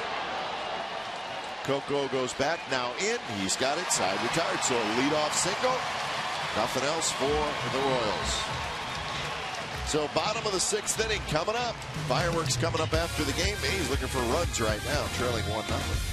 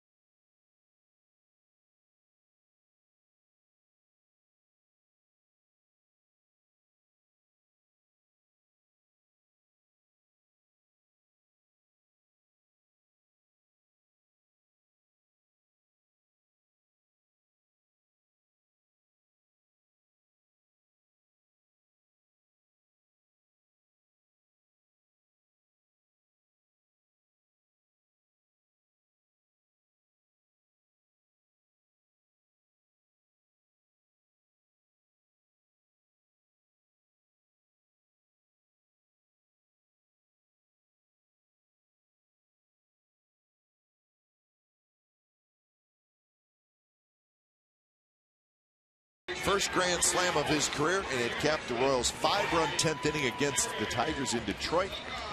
It was the first extra inning home run with the bases loaded by a Kansas City player since August 14th, 1991. Danny Tartabull. Oh, the Bull. Hit one at Yankee Stadium. Maybe Bull. It's good. Now, best case scenario for the A's right now, Cap, is to score some runs. Tommy Malone got through the 6th inning. I think we've seen managers who would like to see the starter who has pitched so well. Tommy Malone pitched great tonight. And more likely he has finished for the evening, but run support 0 tonight. And he's had a couple of starts, Baltimore and Cleveland, which he gave up unearned runs twice. A's could not score him many runs and picked up the losses. Trying to figure out Santana, though, right now. It'll be Sogard, Crispin, Lowry here in the bottom of the 6th inning. It's driven to right center field. Kane on the move. He's not going to get it. Sogard is going to stop at second base, and he's got a leadoff double.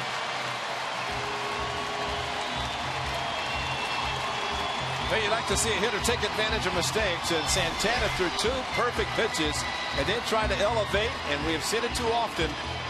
The pitcher tries to raise the eyes and throws it right down the middle of the plate. Sogard, that's a great swing 0-2 because you just don't know what to expect. And if you peek back and he saw that Perez wanted the pitch up high out of the strike zone, but he put it right down the middle, and Sogard split the gap in right center. Well, there's a start. See if the A's can do something with it. Some power from this respectable ball. So third hit for the Athletics. Sogard's got two of them. Yeah, Coco, this is a good time to either drag the ball, do something in his speed. He's going to swing the bat, at least have the option at first one. He's got to get Sogard over to third base.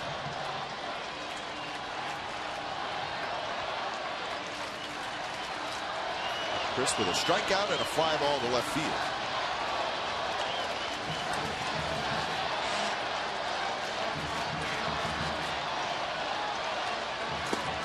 Breaking ball is low. It's this combination against the Orioles that Coco botted the ball, Machado threw the ball in left field, and Sogard, after a slight delay, scored. So it's a combined walk-off between these two, Coco and Sogard.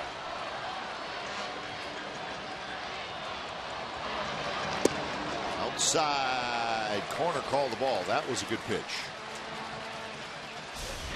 And if they're pitching him out there, they were not trying to at least give him a pitch that he can pull to advance Sogard. And there's a huge hole between third and short.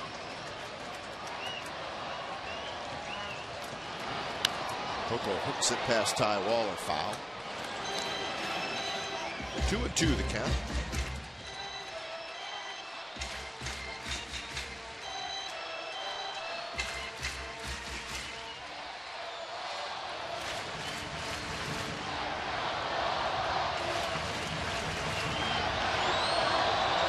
Sogard with a leadoff double. He is the tying run in the bottom of the sixth inning. Coco tries to hold up. He does, and the ball goes to the backstop, and Sogard goes to third.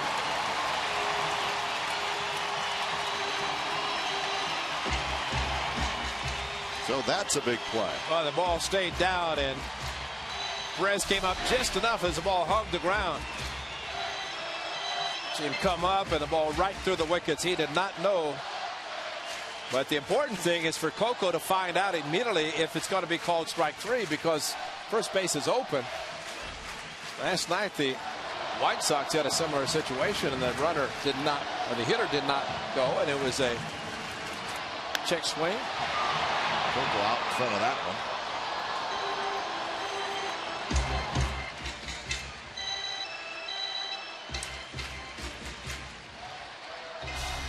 That's a nice play. Bring your glove to the park.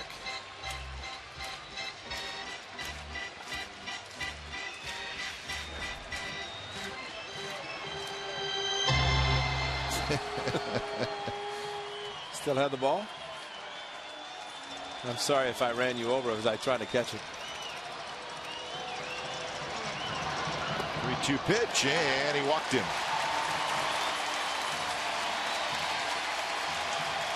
Got away with the slider. Coco Chris wanted it bad. Got a hanger and pulled it foul, and then wanted the dirt. And there are times when you don't stride, it really helps you in being able to hold up a swing on a pitch out of the strike zone.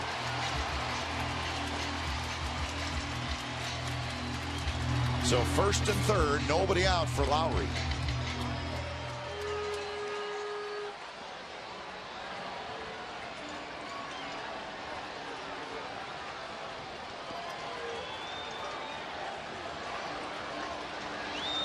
Outfielders take a step or two in.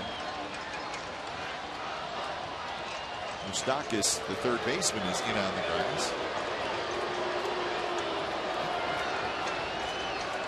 First baseman Hosmer's holding the runner on. This is a pretty good time to hit if you're Chad Lowry. A lot of holes in the infield, especially the middle infield is also playing shallow, looking for two. Quick throw to third, and Sogard has to dive back. Boy, Perez got a good offense. Yes, he does, and he is not afraid to throw, and that's the biggest thing.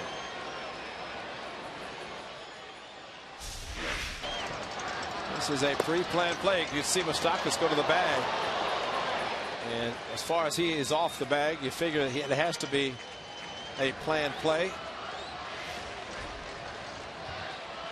Sogard can get an even bigger lead now. Coco dancing around as well. Foul out. 1-1 the count.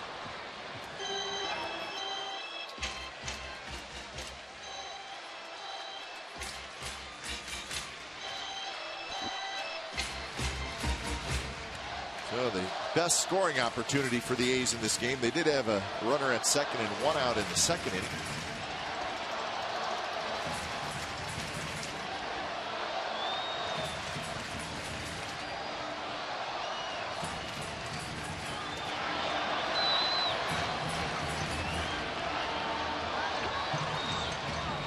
Late time call. Jim Joyce wasn't going to have anything to do with it. He's going to get out of the way. It was a long set by Santana.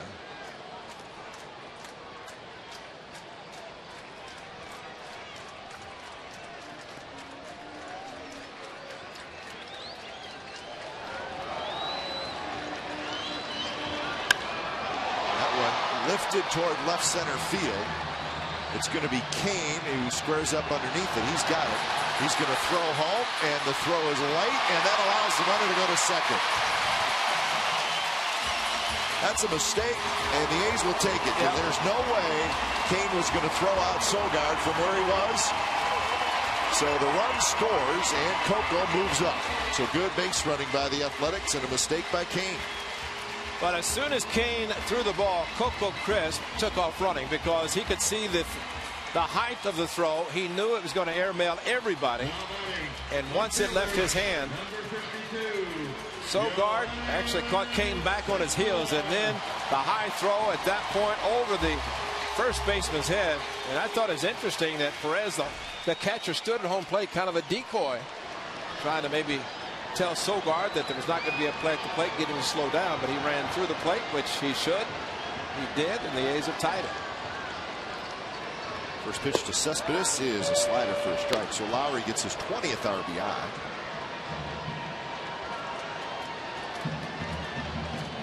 And if Gordon, I've been calling him off, I don't care. He's got a stronger arm, probably a smarter throw, but it worked out well for the A's, getting a high throw from Kane.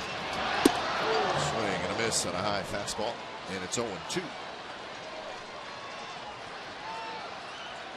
Well, worst case, you have to hit your cutoff, man. Exactly. And that did not happen either. Well, and just know also that circumstances, the depth of the ball, you're not going to do it. Exactly. I mean, even Jeff Van Coor probably would not have attempted. Elliott Johnson, the second baseman, backpedaling, and now Francoeur calls it off. So Cespedes is 0 for 3. 2 outs here in the bottom of the 6th. And Tommy Malone right now is looking for a 2-out base hit. He is finished for the night. Ryan Cook heating up. Last night, Parker, 7 solid innings, turned it over to the bullpen after Adam Rosales giving the A's the lead. Actually, that was in the 8th inning. 7th inning was a tie with Donaldson, and then the 8th inning. So here's Moss. 2 outs. Go ahead run at second. Perez looking at Escobar at shortstop. He pointed his own eyes and then looked at second with his, like, be aware I may try to pick him off, and Coco gets too big of a lead, might see Perez throw to second. And that would not be a pre-planned play. It's just simply Perez coming up with Escobar going to the bag if Coco gets too big of a lead. And that's important in these situations because Coco wants to get a big enough lead. His speed is going to help him score anyway if there's a base hit the outfield. I always remember Francoeur in right field with a very strong arm and accurate. Breaking ball, roll foul, and it's 0-2. Well, it helps if shortstop's playing where he's playing as well.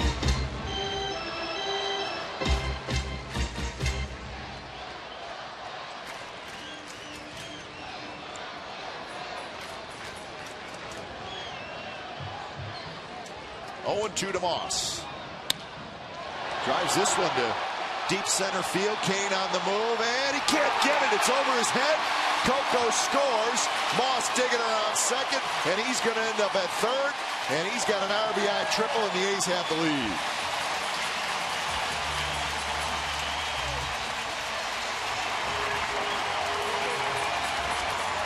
And that's some power there. We've seen Brandon Moss hit home runs, but to drive the ball, this is a breaking ball.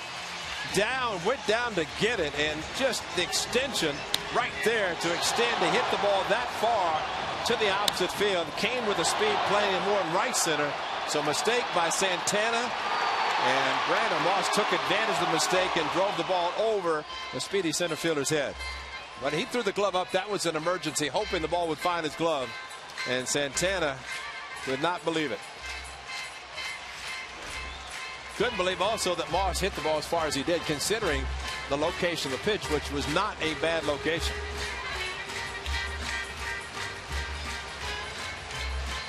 So the meeting is over, and Donaldson will hit.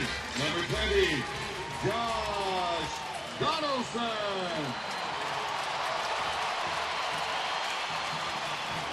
Maybe a victory for Tommy Malone. A little more work to do.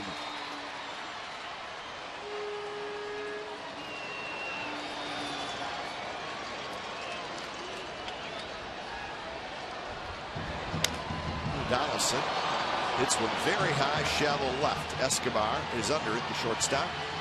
Side retired, but the A's get a couple runs and they grab the lead. So it's 2-1 Athletics as we head to the 7th.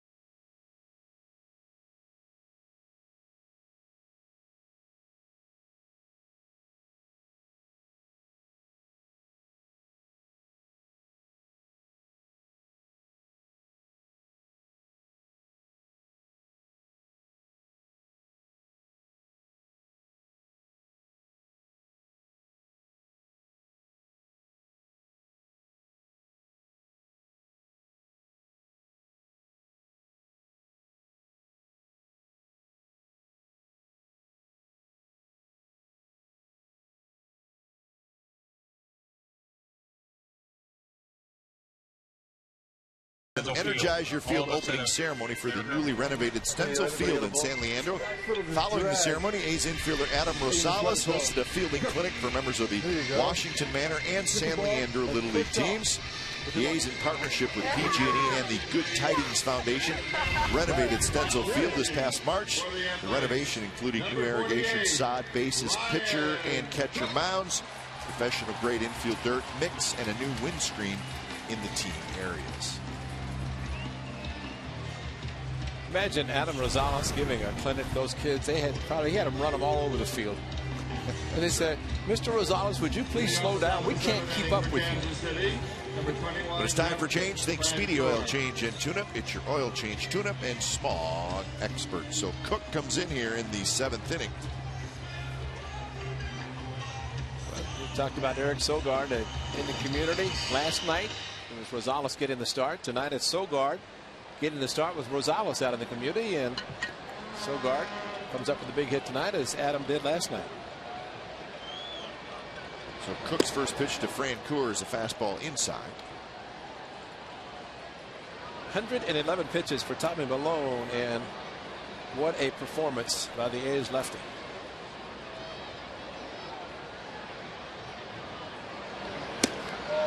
Francoeur, big swing and miss.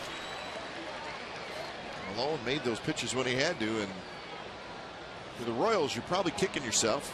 Feel like you should have scored more often. Or they had the bases loaded and nobody out in the 2nd inning. They had a leadoff walk in the 3rd. They had a leadoff double in the 4th. They had a runner at third and one out in that fourth inning and did not score in any of those situations.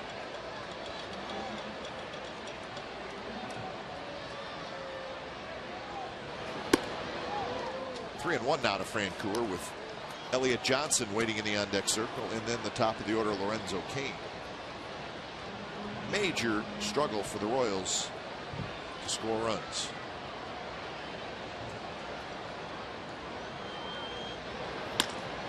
Francoeur towards Cespedes, and that's out number one.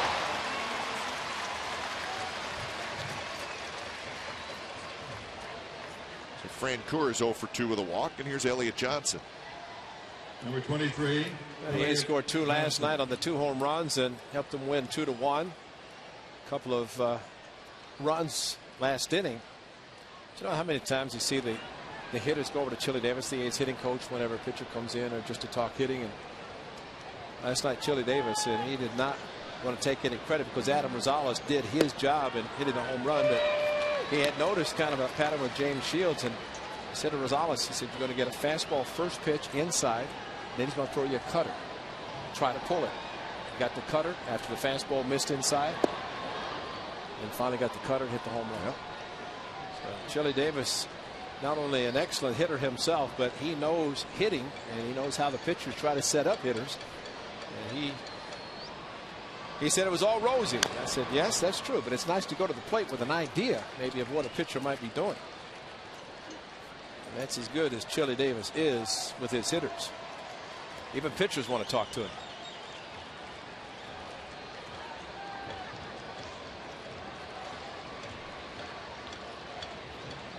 So 1-2 to Elliott Johnson, and he stays alive. Slider. Johnson is 0 for 2. Foul out and a strikeout.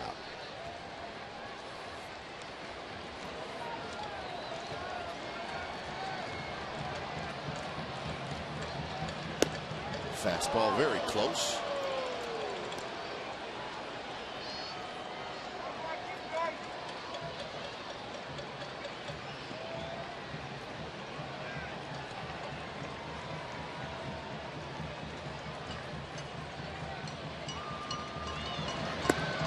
Now 3-2, so Cook missing with that fastball. Cook last pitched on Tuesday. So he's had 3 days off.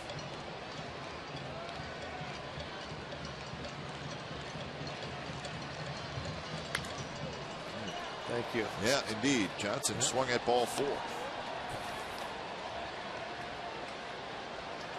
When a team's not scoring runs, it's just little stuff like that. And at the end of the day, box score, you never, it's not in the box score. Guys trying to maybe do a little bit too much. And he chased again, and he swings and misses. Got to pull the string that time, and great sinker and ball for the right side. Nothing but change-ups to Johnson from Tommy Malone, and ball just kept going away. It's at 87, so probably not a true changeup. Yeah, it was too. Just looking at the grip in his hand and the Exmo shows it all. But the swing by Johnson. Doink. Be careful. Top of the order, and Cain.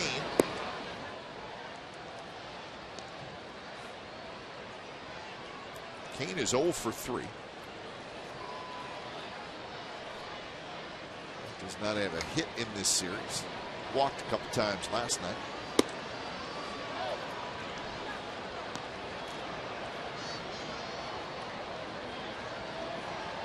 The A's are trailing 1-0, a lot like last night.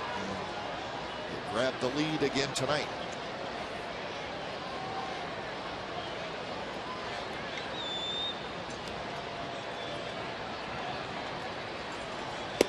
There's a fastball for a strike.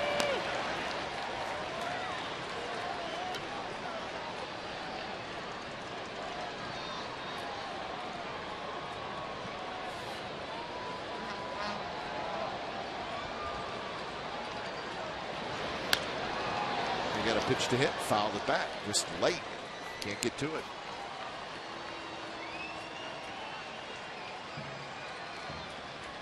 Is when the A's get the lead. 6 innings, turn it over to the bullpen, and Sean Doolittle pitched the 8th last night, but foul for the night after Parker went 7. Swing and a miss. Nasty slider and a good inning for Cook. 3 up, 3 down with a couple of strikeouts. 7th inning stretch coming up. 2-1 A's.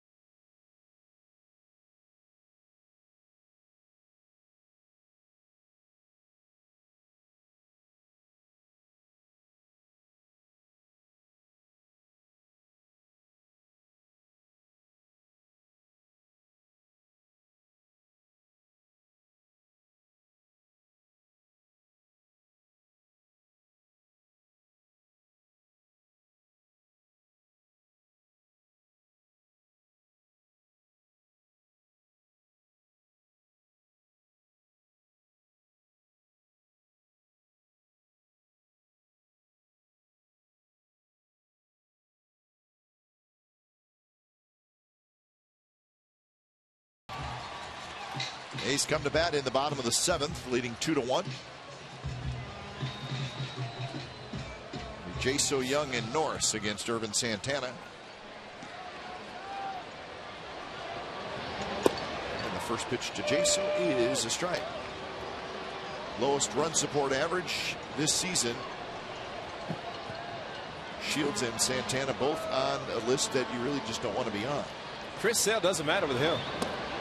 Chris Sale, of course, beat the Angels last night. He has thrown in his last 3 starts 24 innings, 26 strikeouts, 1 run given up, and like 10 hits or something. Exactly. Like that. I mean, it's amazing. I'd say that's the kind of guy you do not want to face. No, he's the guy you look at. Yeah, when you look at the White Sox coming into town, they're going to face the White Sox. Is Chris Sale going to start? Remember, he was a closer at one time in the bullpen. Jaso swings at a pitch in the dirt, so he strikes out for the 2nd time.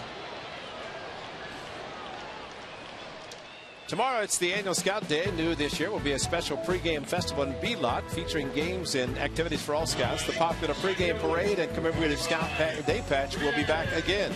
Also, 5,000 kids will receive an A's Mini courtesy of Ross Dress for Less. For more information and tickets, go to oaklandathletics.com/scout. You must purchase a special ticket to participate in the festivities. First pitch to Chris Young. Inside for a strike. The Rangers won. The game just went final 7-2 over the Tigers in Arlington. Grimm over Sanchez. Was that another walk-off in Cleveland? I know it was. Was it? I know it was a 5-4. Doolittle pitched an inning last night, back up again tonight.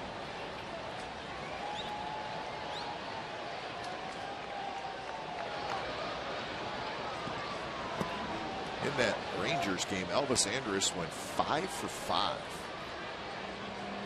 So Texas gets their 28th win. They're now 28-15.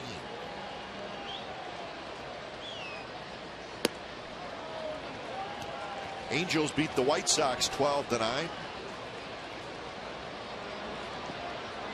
Trumbo hit a home run. Callaspo hit a home run.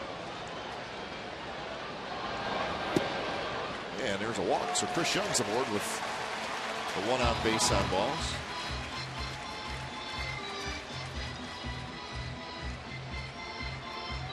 Joe Blanton started that game for the Angels, and even though the Angels won, Blanton did not stick around long enough. So his struggles continue. He gave up 11 hits and 4 earned runs in 4 1/3 innings. Yeah, I was listening to some of that, and Joe Blanton evidently was pitching out of the stretch from the beginning. Of course, when they reported that he gave up 81 hits in 41 innings, he's been pitching out of the stretch a lot anyway. Yeah. It's a lot of hits. Here's Norris. The Indians did walk off against the Seattle Mariners 5-4. The Mariners hit back-to-back home runs with 2 outs in the top of the 9th inning off Perez to tie the game at 4. And then the Indians won it on a throwing error in the bottom of the 9th inning. So the Indians gave up the lead, or gave it up, and were tied going to the bottom of the 9th, and then they won it. So the Indians continue their winning ways. They have won 16 out of their last 20. What if the correct call had been applied on Gonzalez ball that he hit the Wednesday night? Chris Perez would have had another blown save. That's right. So he gave it up with 2 outs, but it was home run rule. They doubled. Mark Reynolds hit his 12th home run for the Indians. The Indians are all alone in first place in the AL Central with their win and the Tigers' loss.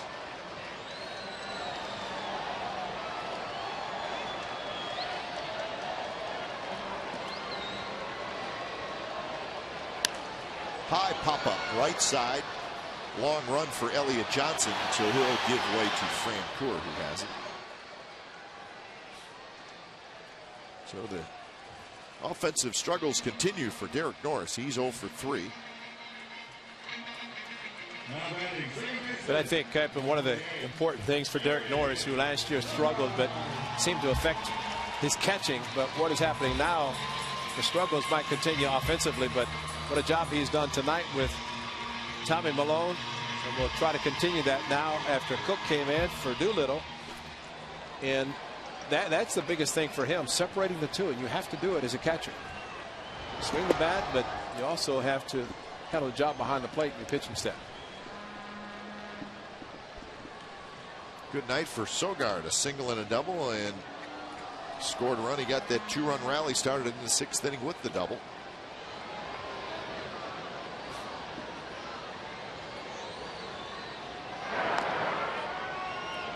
Yankees beat the Blue Jays 7-2. A couple of home runs for Robinson Cano and 4 RBIs.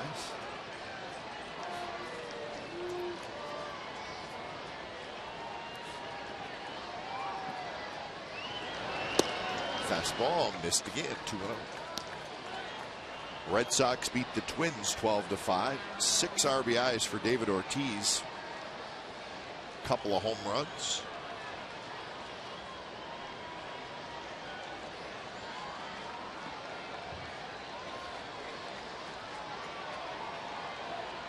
Pitch number 99 coming up.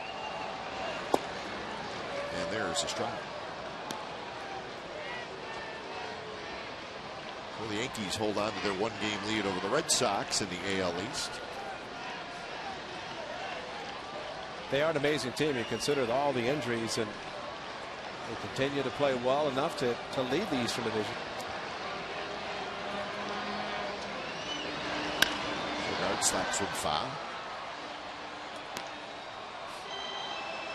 How about the game in Baltimore where the Rays beat the Orioles 10-6? Baltimore led 6-4 going to the 9th, and the Rays scored 6 times off Jim Johnson in the 9th inning.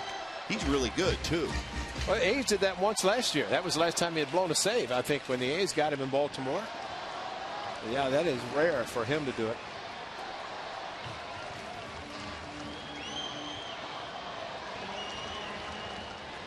Sogard waits the 2-2 pitch, drives it to center. Kane goes back, and he's got it side retired. So we are through 7 innings at the Coliseum. It's the A's 2 and the Royals 1.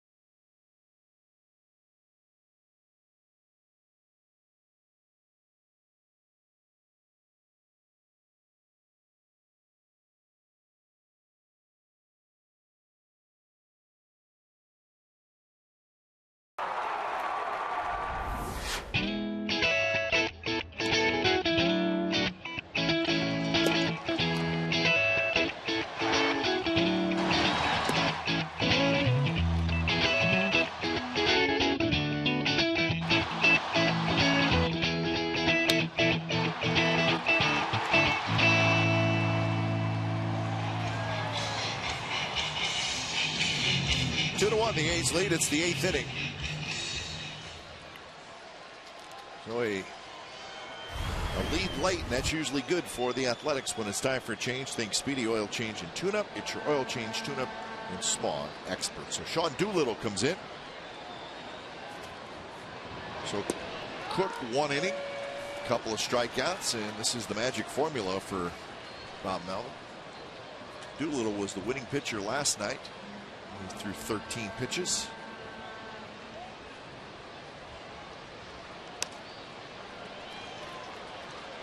So 0-2 to Alcides Escobar. He'll be followed by Gordon and then Butler.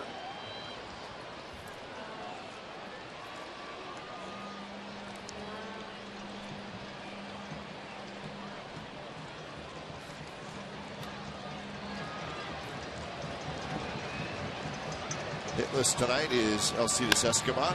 Hits this one hard on the ground, but right to Lowry. 1 out.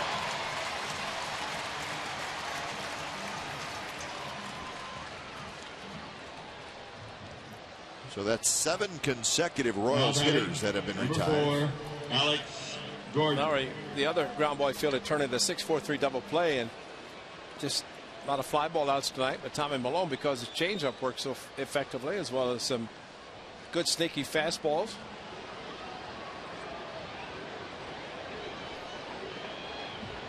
So here is Gordon. Thing for the Royals tonight. Innings 2 through 6, 5-inning stretch. They had their leadoff man on in 4 of those 5 innings and did not score. Malone was best when runners were on base. Speaking of best, how about back-to-back hard sliders from the Heat master in Sean Doolittle? 95 fastball, and he has thrown 2 great sliders. Donaldson charges, throws on the run, 2 outs. So a jam shot. Wow. That's not fair. You know, you think about it as a hitter. You're lefty on lefty, and you get sliders, and then the bearded one just jams you with the fastball at about 95, right over the top, breaks the bat, and squib it to third base. The Doolittle clan back on the East Coast might be watching tonight. Earlier tonight. Our start. Sean did say that they all DVR the games if it's too late for them, so they'll set it up the next day.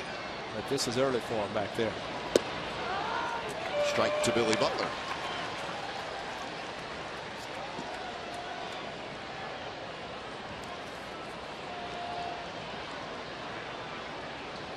Butler, a couple of singles in the game. He's got an RBI, and now he's behind in the count 0-2, which is not a great spot to be against Doolittle.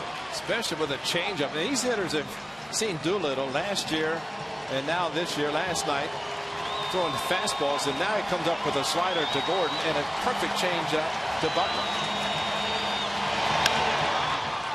Right to Lowry, nice big hop. And that's a nice easy inning. 3 ground ball outs for Doolittle. So we're going to the bottom of the 8th. 2-1 A's.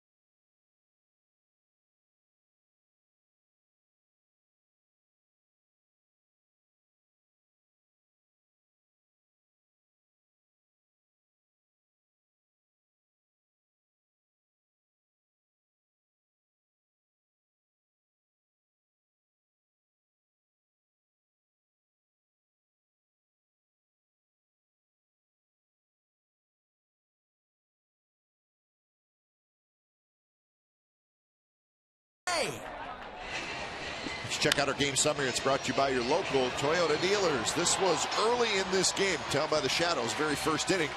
Royals got a run. It was 1-0. And then Urban Santana, he was very good. For the A's, a little concerned about this game, but Tommy Malone kept the team in the game. Thank goodness. And then things started to turn.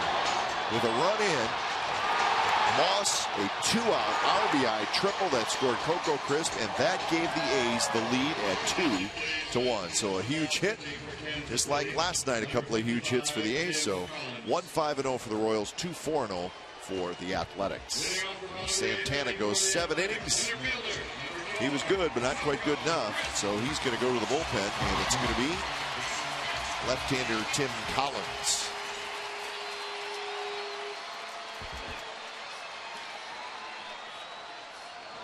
So Collins to face Crisp, Lowry, and Cespedes, a couple of switch hitters, and then a right-handed hitter.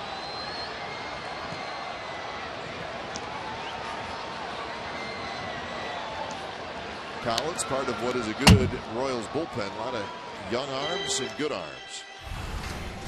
When it's time for a change, think Speedy Oil Change and Tune-Up. Your oil change, tune-up, and smog expert. So the numbers for Collins.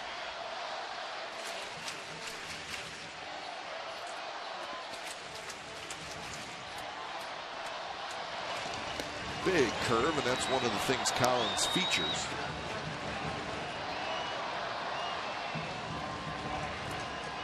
You can see with Collins, he's not a big guy, 5'7", 170 pounds. But he's had 2 real good years out of the bullpen for the Royals. He's pitched a lot, 68 games in 2011, 72 games last year. Lots of strikeouts. Small in stature doesn't mean a thing if he can pitch, and he's got the heart to do it. And when your idol is Billy Wagner, and he saved over 300 as a winning our most saves by left-hander, who was not that tall himself. Overworked bullpen last year for the Royals, not this year. Very underworked this year. There's the curveball. And the Royals set out in the offseason to get some starters that work deep into games, and they have done that. The problem is their offense isn't scoring. Crow starts to throw.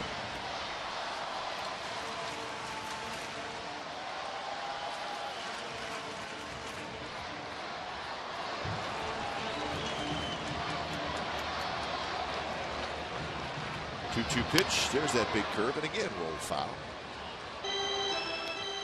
Think about Tim Collins, and you mentioned the 5'7", but there was a guy named Tim Hudson that pitched for the A's for many years, just won his 200th game recently. And he was not highly touted as maybe a pitcher could win that many games, play, could hit. But a great pitcher, and he continues to have success. Coco's called out on strikes.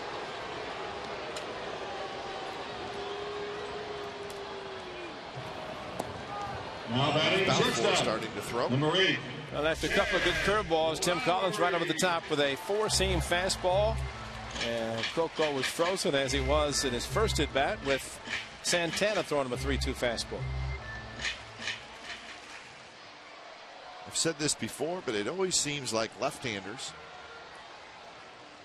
just watching them throw, it always looks like they're throwing harder than they are, at least miles per hour wise. Except if your name's Sean Doolittle. Yeah.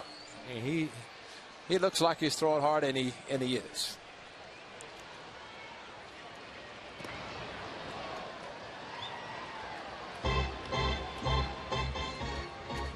One and one to Lowry.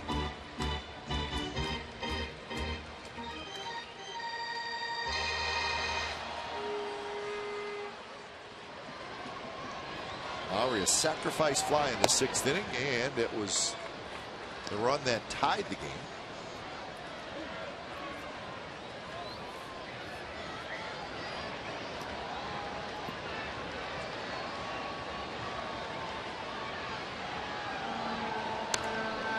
Fastball to hit, and he fouls about 93 miles an hour from Tim Collins.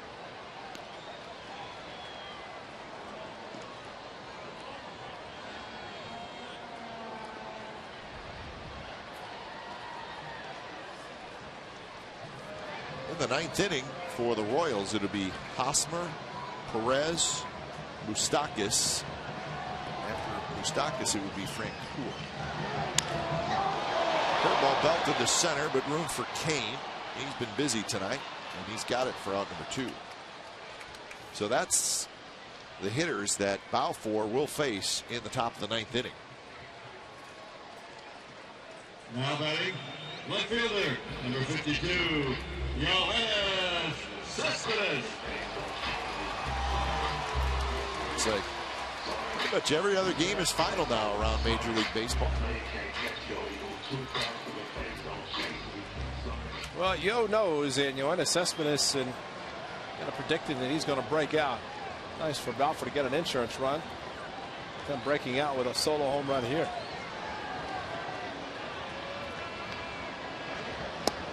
Good curveball, not much you can do with that. Yep. Cespedes takes it. Except buckle your knees, which is exactly what it did. I guess you'd probably rather see that pitch, Yes. the first pitch of the at-bat, and That's right. not the last. And there it is again, and Cespedes swings over top.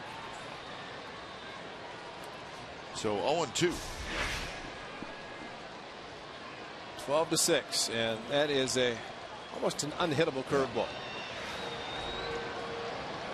See if he throws it again. Fastball, it's line to left field. Gordon coming in, he's going to play it on a hop. So an 0-2 pitch. They tried to get a fastball in, and they did not get it in enough. And amazing. It's more surprising than amazing that if you do that and the hitter looks that way with back-to-back curveballs, why wouldn't you do it again? And Gordon, very smart play in left field. He did not try to make a spectacular play. Keeps just a single. Started after it, then backed off. That's a smart play. Yep.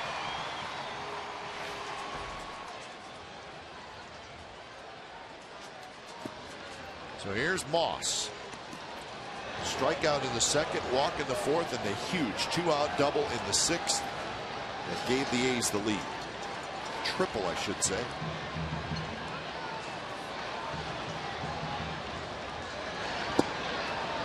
Now it's 2-0.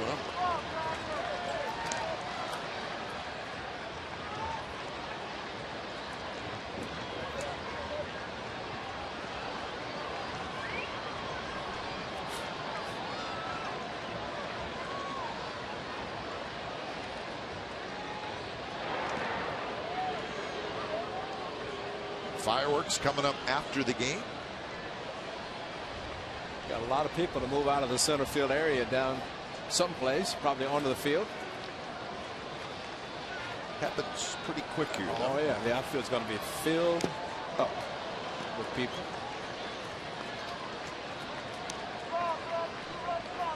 So David Renetti, Vice President of Stadium Operations, heading down to make sure everything is run properly on the field. They'll put the rope out so the infield is not going to be damaged.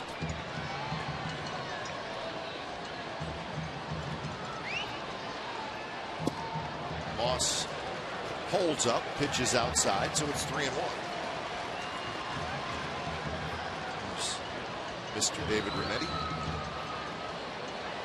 giving instructions. Yeah, he's working.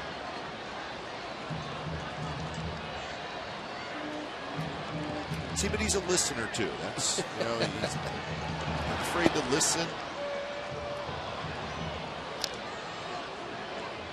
But when instructions need to be thrown out there, he takes care of it.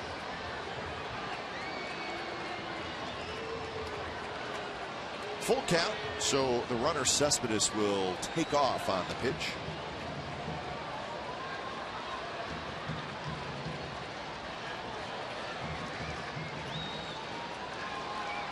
And here it is, and it's a swing and a miss. So Collins, a couple of strikeouts, and the A's 3 outs away from another win. They lead 2-1 with Balfour coming in.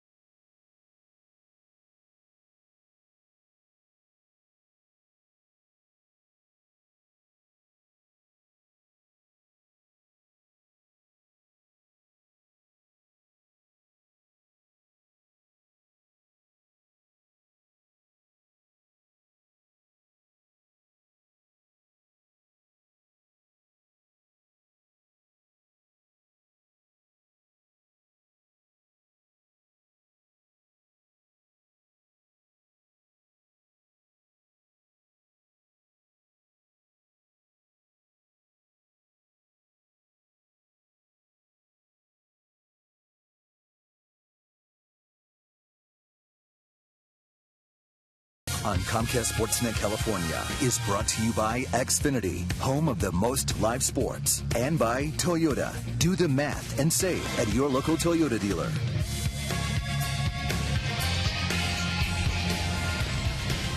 Well, join us tomorrow. The A's will wrap up this 3-game series against the Kansas City Royals. A.J. Griffin and Luis Mendoza, that's your pitching matchup. Our coverage begins at 12:30 with A's pregame live. Complete A's coverage every night on Sportsnet Central and CSNCalifornia.com. The home of A's baseball is Comcast Sportsnet. So Griffin, who's been good this year, against Luis Mendoza. And then the A's will head out on the road. The Royals will head to Houston to open up the 3-game series there. The A's will head to Arlington. We may be following each other in the airplanes. Head to Texas. Here's Grant Balfour. Save opportunity. And he is 7 for 7 so far this year.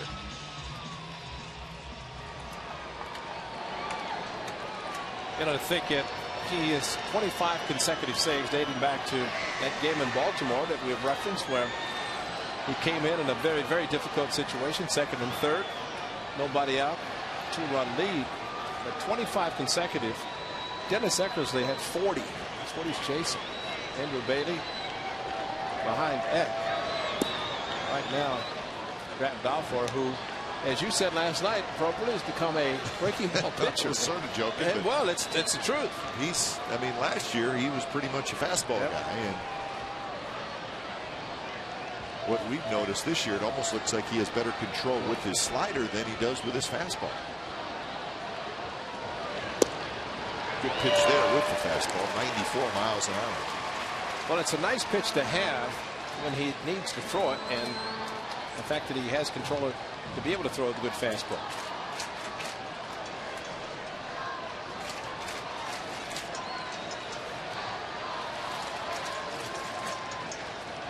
Hosmer is 0 for 3. And the fastball runs away from Hosmer. 1 for 7 in the series.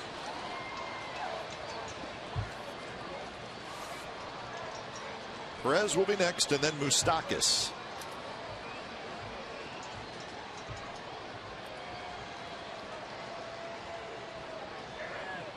Fastball outside, 3-1. So Balfour, you want to keep it away from the power hitters. But he's just missing off the plate.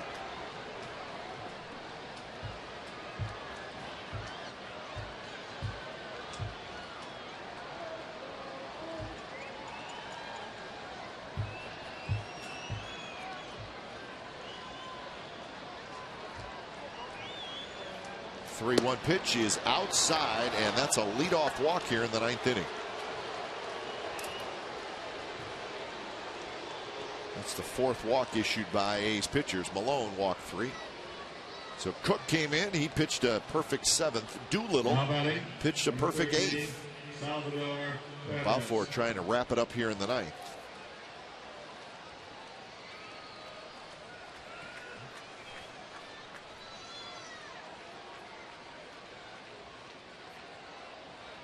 So here's Salvador Perez, who's got a couple hits tonight.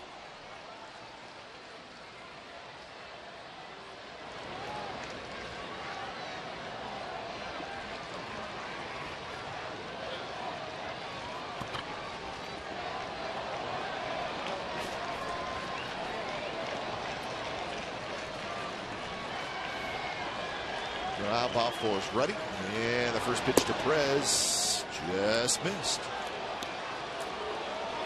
What you don't want to see Grant do, you don't want him to get frustrated with the strike zone. Well, and if he's having trouble throwing strikes with a fastball, it's a question whether the hitters are going to be aggressively swinging at breaking pitches that might not be in the strike zone. And that's what has been happening. He's had success when they've swung at pitches that are actually balls. It's not even close. And he may start throwing that slider now. Yeah. Well, it seems like he's just trying to get it ahead with a strike, or at least starting this at bat with a strike.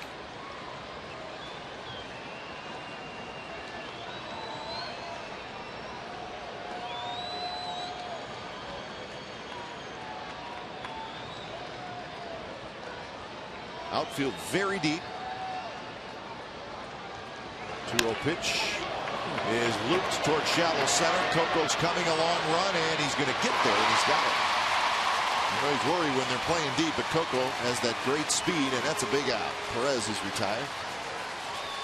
Well, they challenged him with a fastball, and the big guy got under it. But you're right, big swing, and Coco Crisp playing deep, broke back with the swing, and then with the speed of the ball hanging up long enough. And we saw this happen earlier.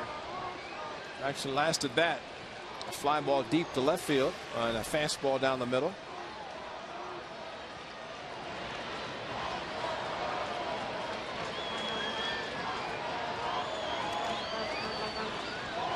Here's Moustakas.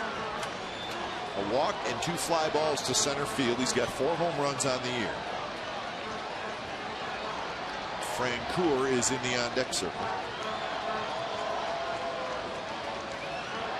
With young man Lowe, who played last night, left-hander, kind of scrappy. Yep.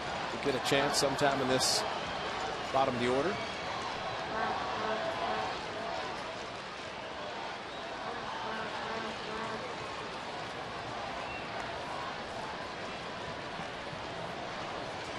That throw to first base, because Osmer at least it has the ability to steal. Whether they would attempt it here in the 9th inning remains to be seen.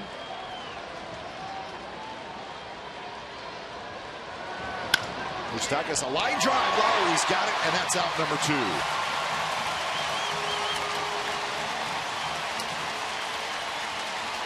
The middle infielder shading up the middle for a possible double play. That ball slicing away from Lowry, but great reaction, immediately breaking to his right and catching the ball down around the knees.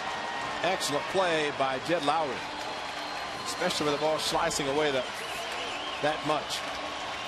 So here's Francoeur.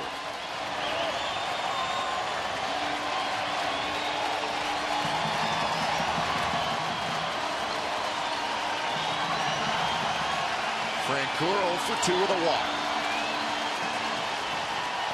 Slider on the first pitch is down and away. Balfour got the save last night. 16 pitches thrown last night.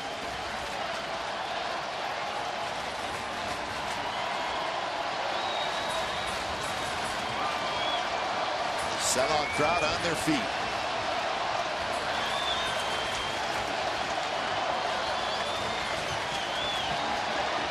Francoeur thought about taking a rip at it. He takes it, and it's a strike on the outside corner.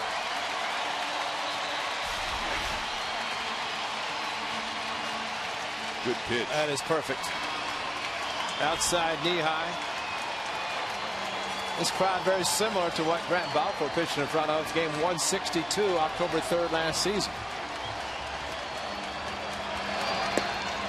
That slider's way outside.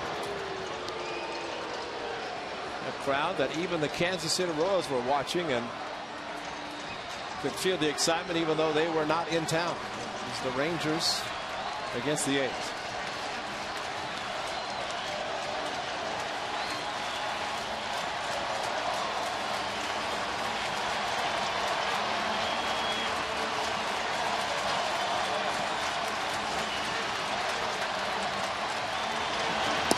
Francoeur takes a pitch that's just a touch low.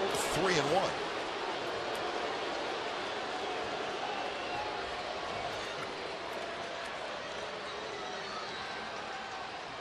That's George Kataris, who's in the on-deck circle for Kansas City. A good fastball hitter, as we saw last year when he came up.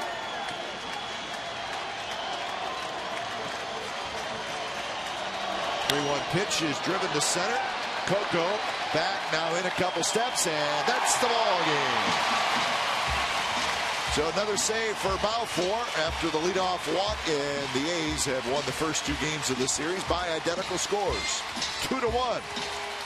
So good pitching by the A's and a couple of big hits, and they have won the first 2 games of this series. So they'll go for the sweep tomorrow. 12:30 is when our coverage will begin right here in Comcast Sportsnet, California. A's 2, Royals 1, and that is your final tonight here from the Coliseum. You've been watching A's baseball on Comcast Sportsnet California. Don't go away. A's post-game live with the Medford and Shooty Bat. It starts right now.